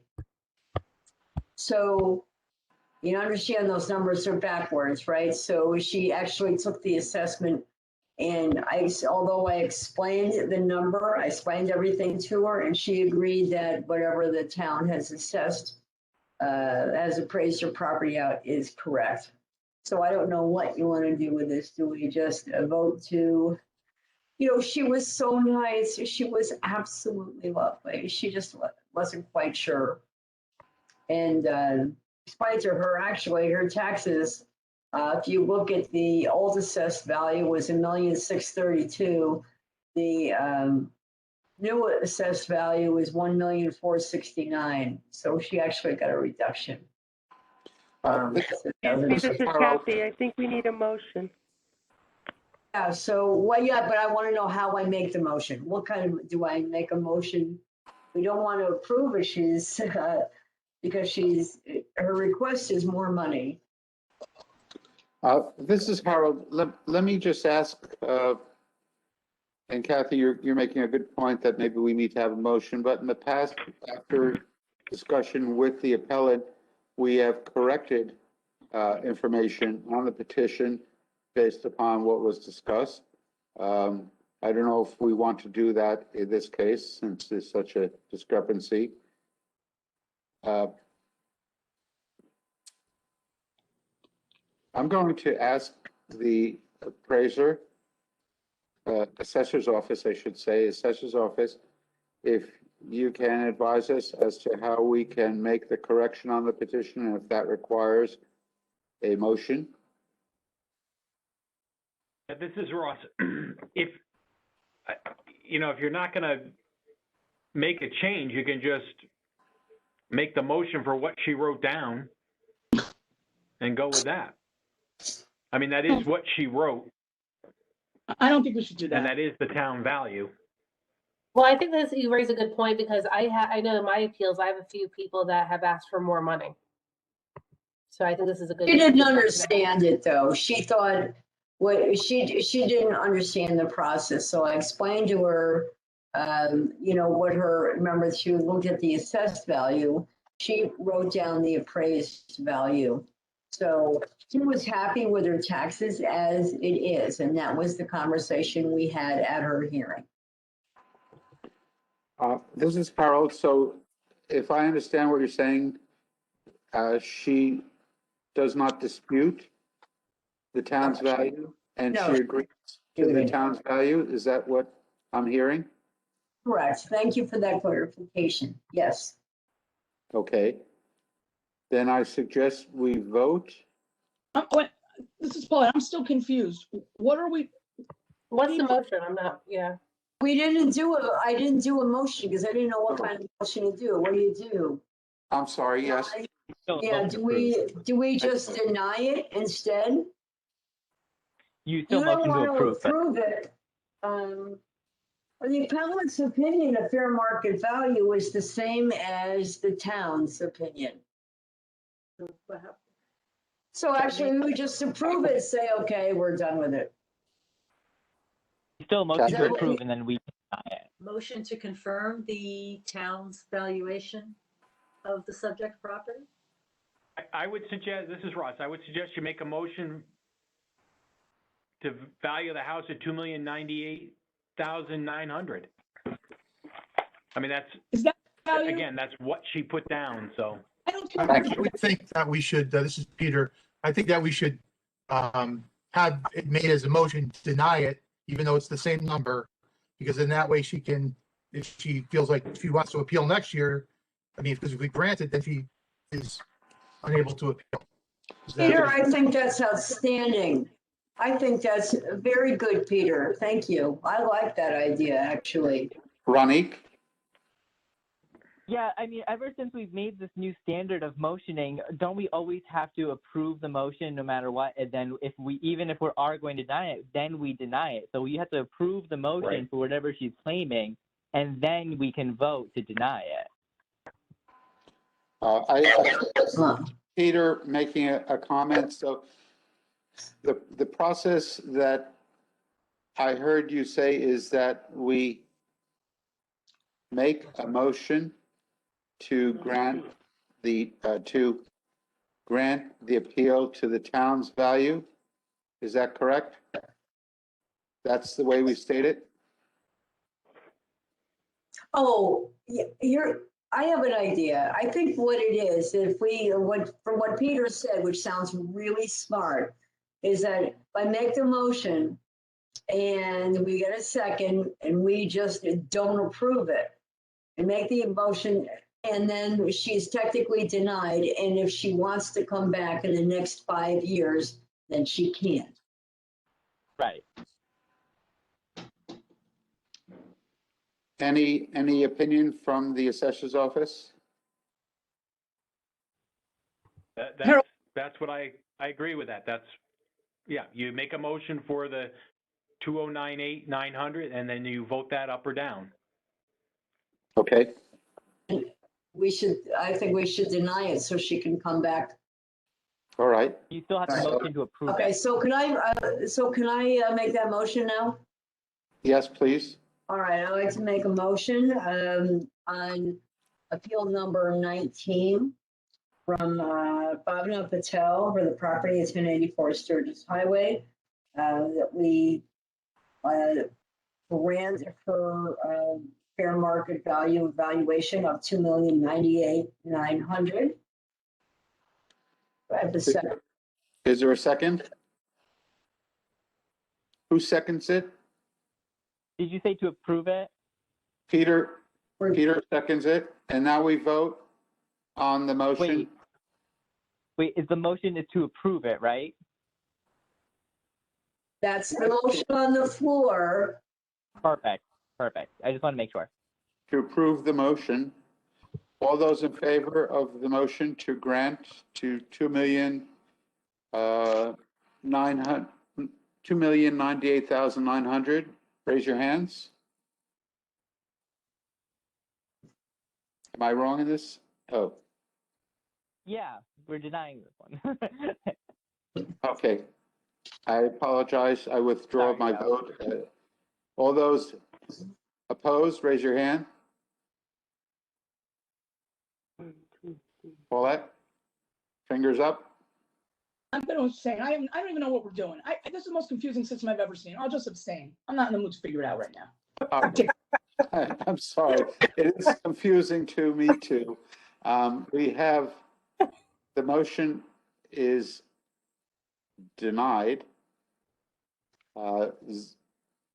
So the vote is 0-6 with 1 abstention by Paulette. And now we vote. Is that correct? Did we just vote? We need another vote? Oh my God. No, we don't No, need I another don't think vote. so. No, we just denied her. We just denied her so she could come back. Her request, Paulette, so her request was the same as what the town has the property valued at.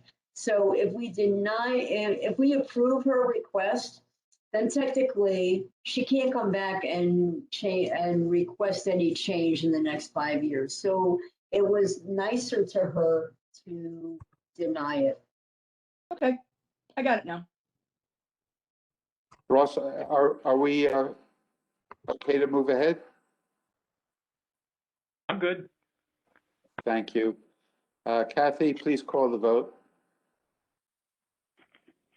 Okay, for appeal number 19, the motion was to grant an appraised value of $2,098,900, and the vote failed with a vote of 0, 6 opposing, and 1 abstention. Paulette abstained, and Harold, Peter, Ronette, Ronique, Judy, Catherine, and Alexis opposed.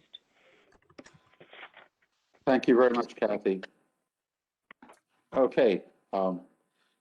Judy, you want to proceed?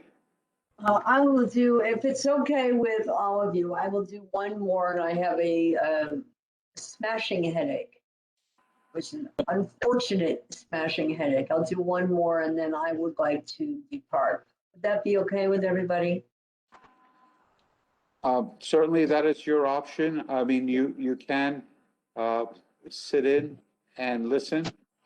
and then vote, so that we will continue to have a quorum, but it is your option to leave, and we will continue as long as we have a Well, quorum. then you know what, here, let me do this. So it'll be less, I'm gonna go take an aspirin. I'll come back. Why don't I just, put aside mine for this Okay. evening, All right? right, And then I can listen, and that would be better. That'll probably be better for me. I'm just gonna get an aspirin. I'll be right. okay, and if we want to continue, Catherine, if you want to continue, then when Judy comes back, if she hasn't heard the appeal sufficiently, she can abstain.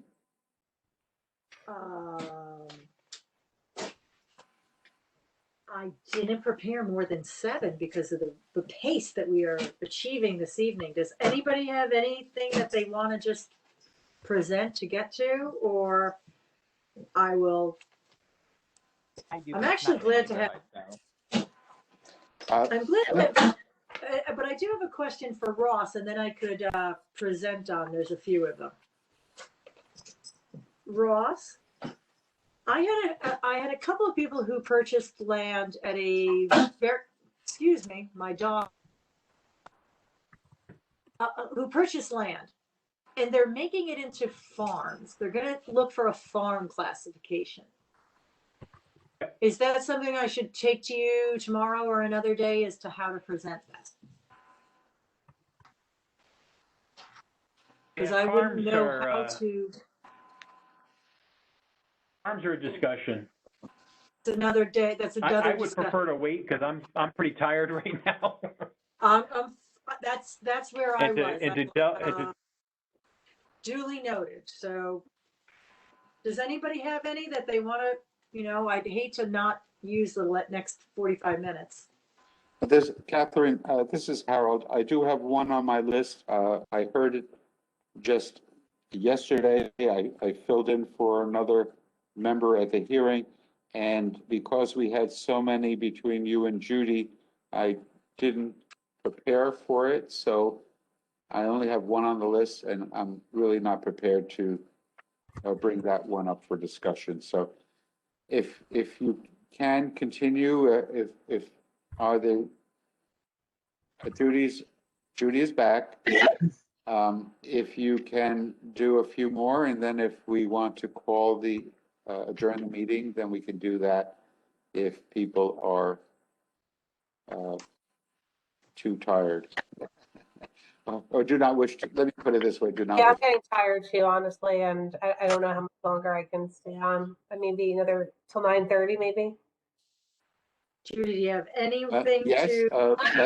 You want to do another one? Okay, let's Yay, see if we Judith. can push through to 9:30 at least. okay. All right, let's see, I'll go on to my next one. I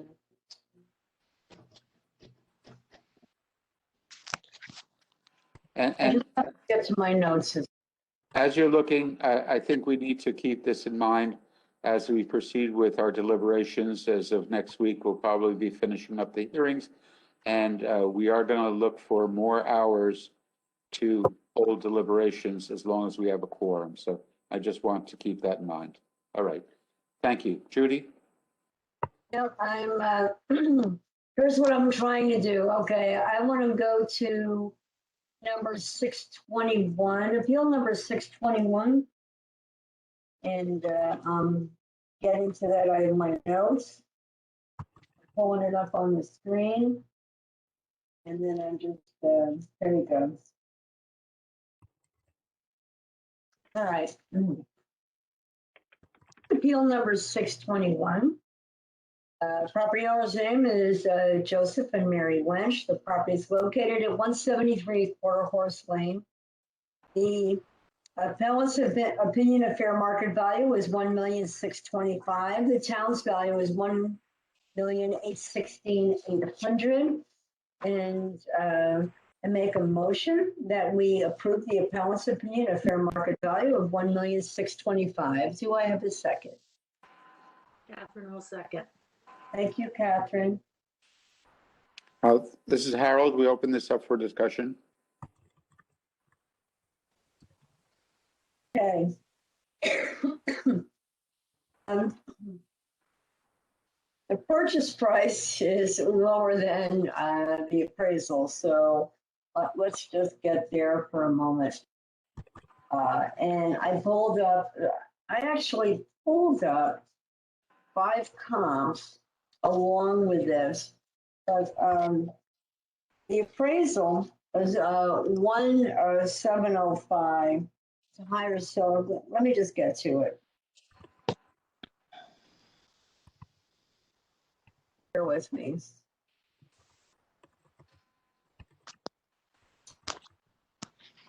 So they have a closing date, actually, is going to be like in the next couple of days. And the closing is on March 22nd. Okay, we are right now at March 18th.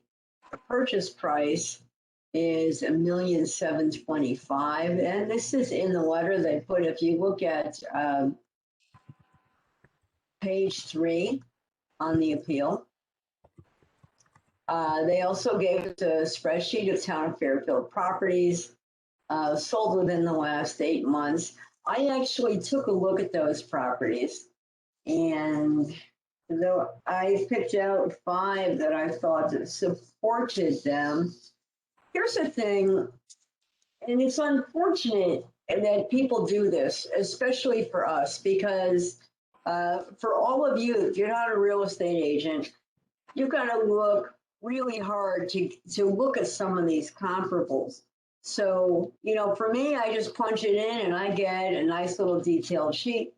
And they didn't mention their square footage.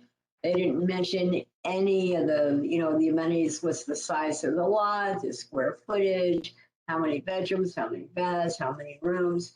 But I did look at these comparables, and in my opinion, there were 5 that stood out and really that made the case for this particular homeowner.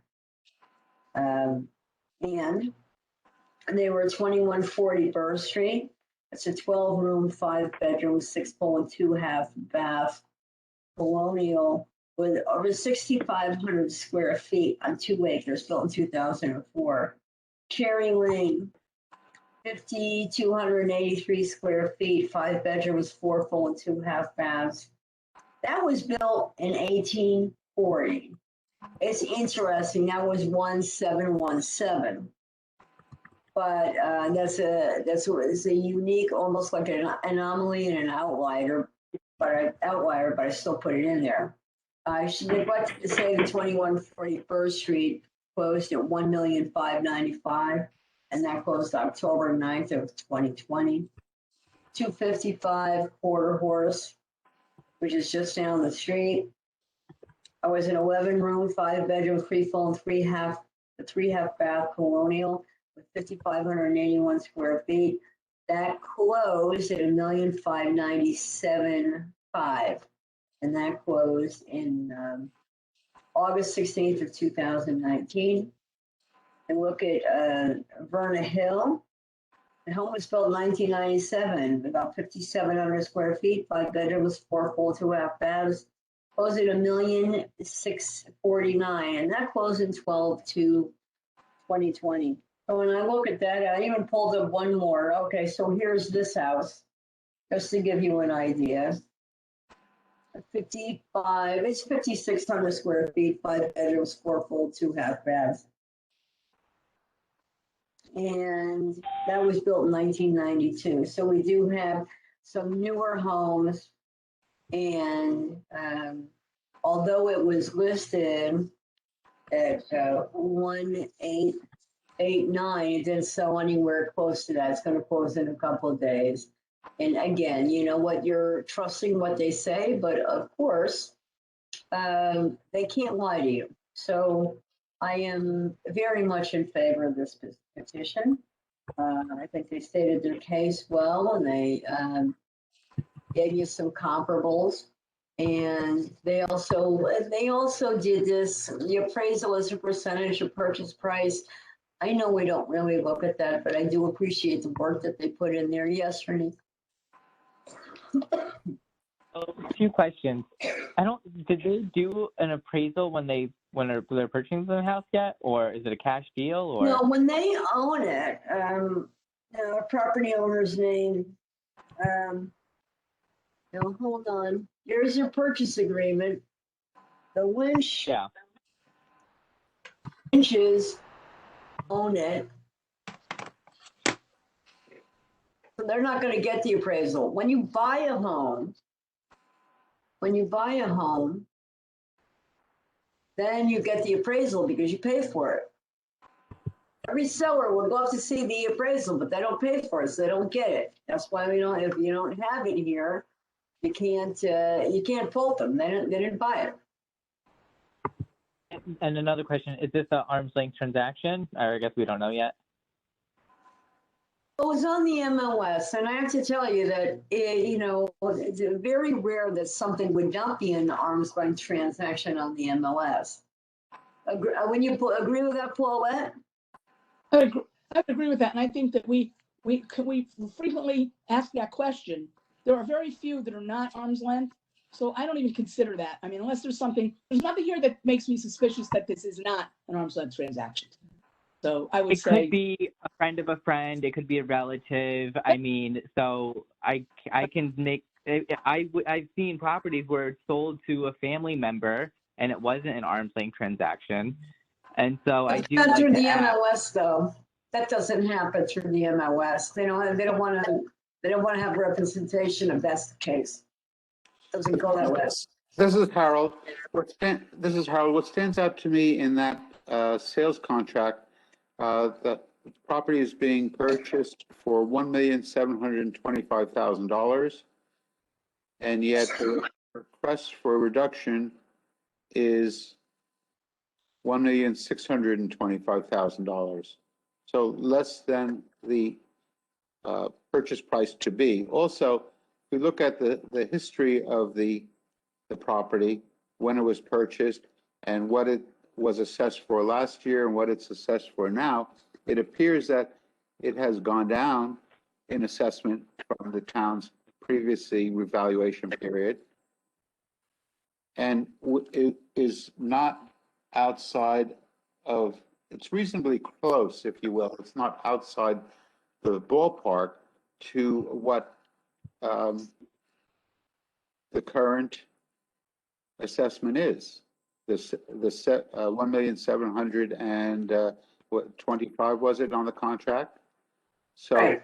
I think that the town's assessment holds water.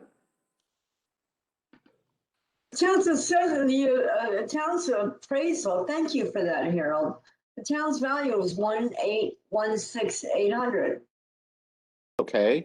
And granted, they're asking for 1,625, but they have a purchase for 1,725.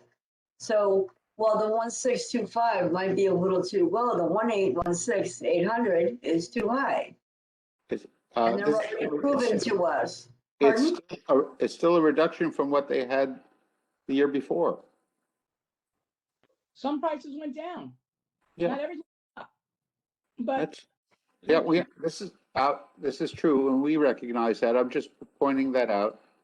I mean, it sounds like, Judy, your thinking is that maybe the requested amount is too low and the town's value is too high.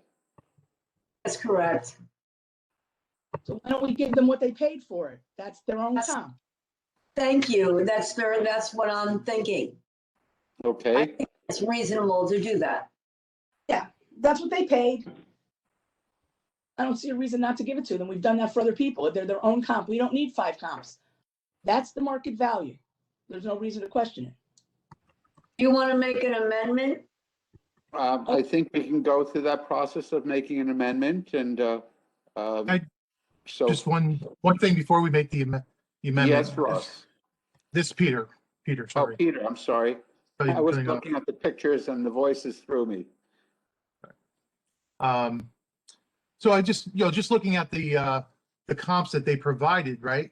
I mean, most of those comps are showing, that the sales, were far outpaced the appraisal values, right? Isn't that seem, kind of problematic for what they're asking, even on top of the fact that they're, they're saying, I guess their sale, maybe not, maybe I'm just confused about how I'm reading it here. What page are you on, Peter? Page 5. Catherine, do Page you 5. wish to shed some light on that?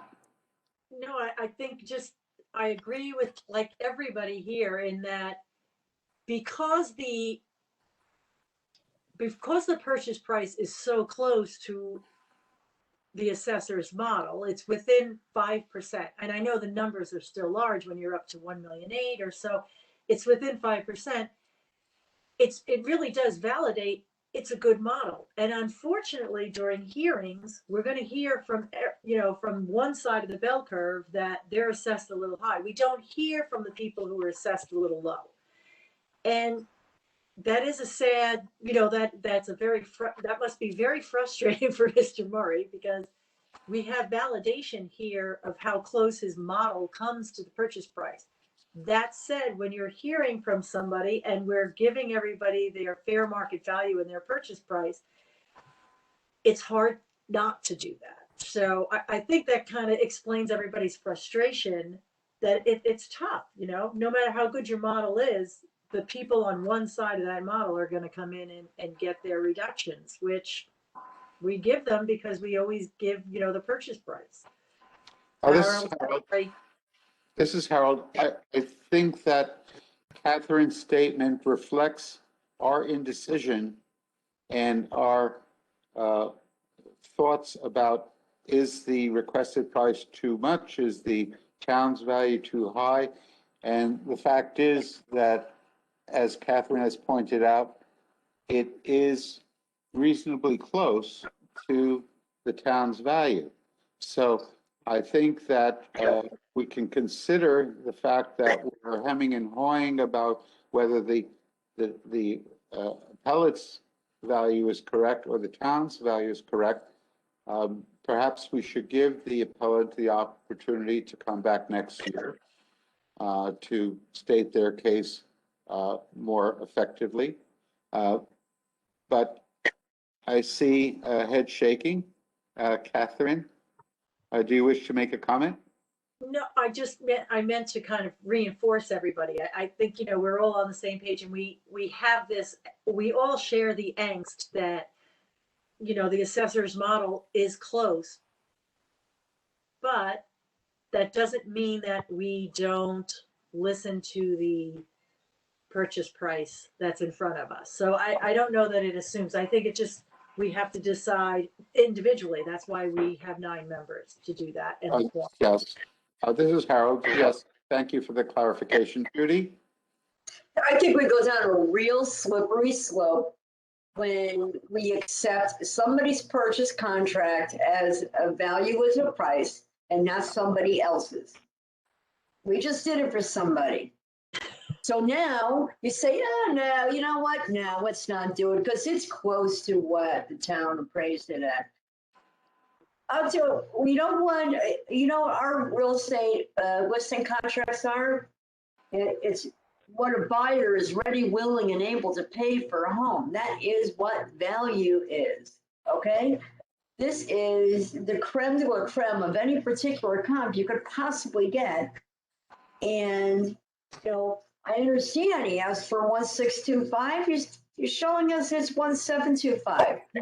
And that was the contract price. I think when somebody shows you the contract price is within the time frame or very close to it, I think, especially since you have already approved others with the same in the same fashion, that you we set everybody up here as to getting into trouble, and you do one, you got to do for everybody.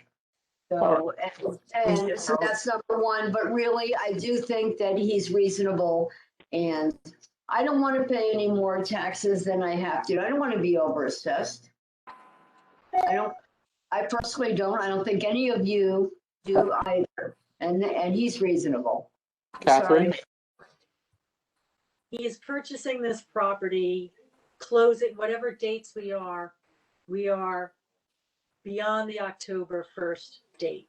Not saying that we're not using that for direction, but that is a little different than somebody saying, I paid within the revaluation period X amount. What this is, I mean, the assessor's model has come very close. I'm just giving another rationale to it, Trudy. I do agree, supreme purchase price should weigh in. However, this is a purchase price 3 or 4 months out from the revaluation date. Yeah, and guess what? The If the price has market- increased since then. The price has actually increased since then. So, you know, And that could be, or it could be, it went I don't down. know. I mean, how long have So you been that's- selling real estate? Pardon? How long have you been in real estate? I didn't, I'm not Catch a that. realtor. okay. So, you know, Paulette, can you help me out here? Yeah, I think, I understand Catherine's point. She has a good point because it is outside the period, but it is this purchase price. To me, close only counts in 2 things, horseshoes and hand grenades. Other than that, close isn't good enough for me. So I guess I'd ask Ross, because remember, we're talking about that period till October of 2021 and 2020. But they went before that period and even after it when they chose their numbers. So Ross, how far out did you go with some of these? You went beyond that October 1st date, didn't you? Ross, are we there? Yeah, I'm here. I'm trying to figure out how to answer that. When you say how far out, Yeah, I thought I'd heard in previous I deliberations. think that the confusion keeps coming in between the certification period, which is October 1 of 19 through October 1 of 20. That's the state statute 1-year period that we have to certify the results on, versus what we look at to develop the model. And we, Okay. the model, we start working on the model in March and April. So obviously we don't have all the sales loaded, but you start developing it to start getting it, close. And then you keep refining it as you go along. And we do look at sales. I think we went right up. Well, first notice was printed December 7th. We probably had sales entered through about 3 weeks, 4 weeks before that. So, mid to late November, we would have been looking at them to see if the model was, performing. Okay. So we looked as long as the late November. That makes it a little bit closer. What I'm looking at right now is the property history. Because I want to see how long that house was on the market and not sold. Oh, okay. This house went on the market and let's see, January 1st of 2018. And finally went under deposit on 2/25/21. So it was on a long time, and this is what they got for it. So to me, that makes it the market value, not just what he paid, but there was no other, it took that long. If it had been a quick sale, I said, okay, maybe they were in a rush to sell, maybe they just took something just to get it done. But there's evidence it was on the market since 2018, they finally get a sale at this number. To me, that has to be the market value.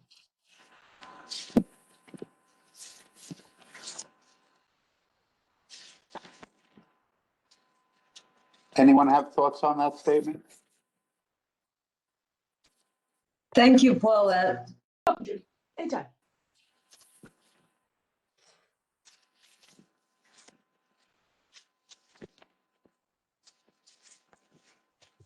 Will you call a vote? You have any other questions, Harold? No, I'm waiting to hear if anyone wishes to amend. If not, I'm going to call a vote. All those in, Oh, you know what? I'll amend it.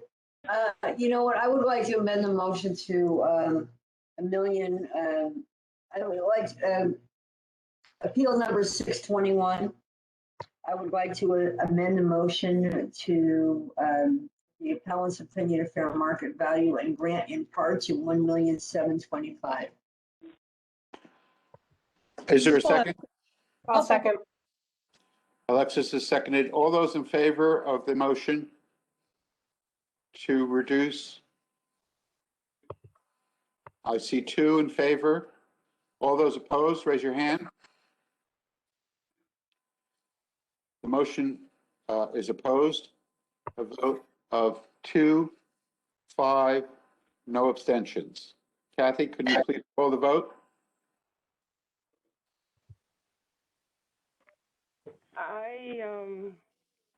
I need to see who opposed. It was opposed by Harold, Alexis, Peter, Catherine, Ronit.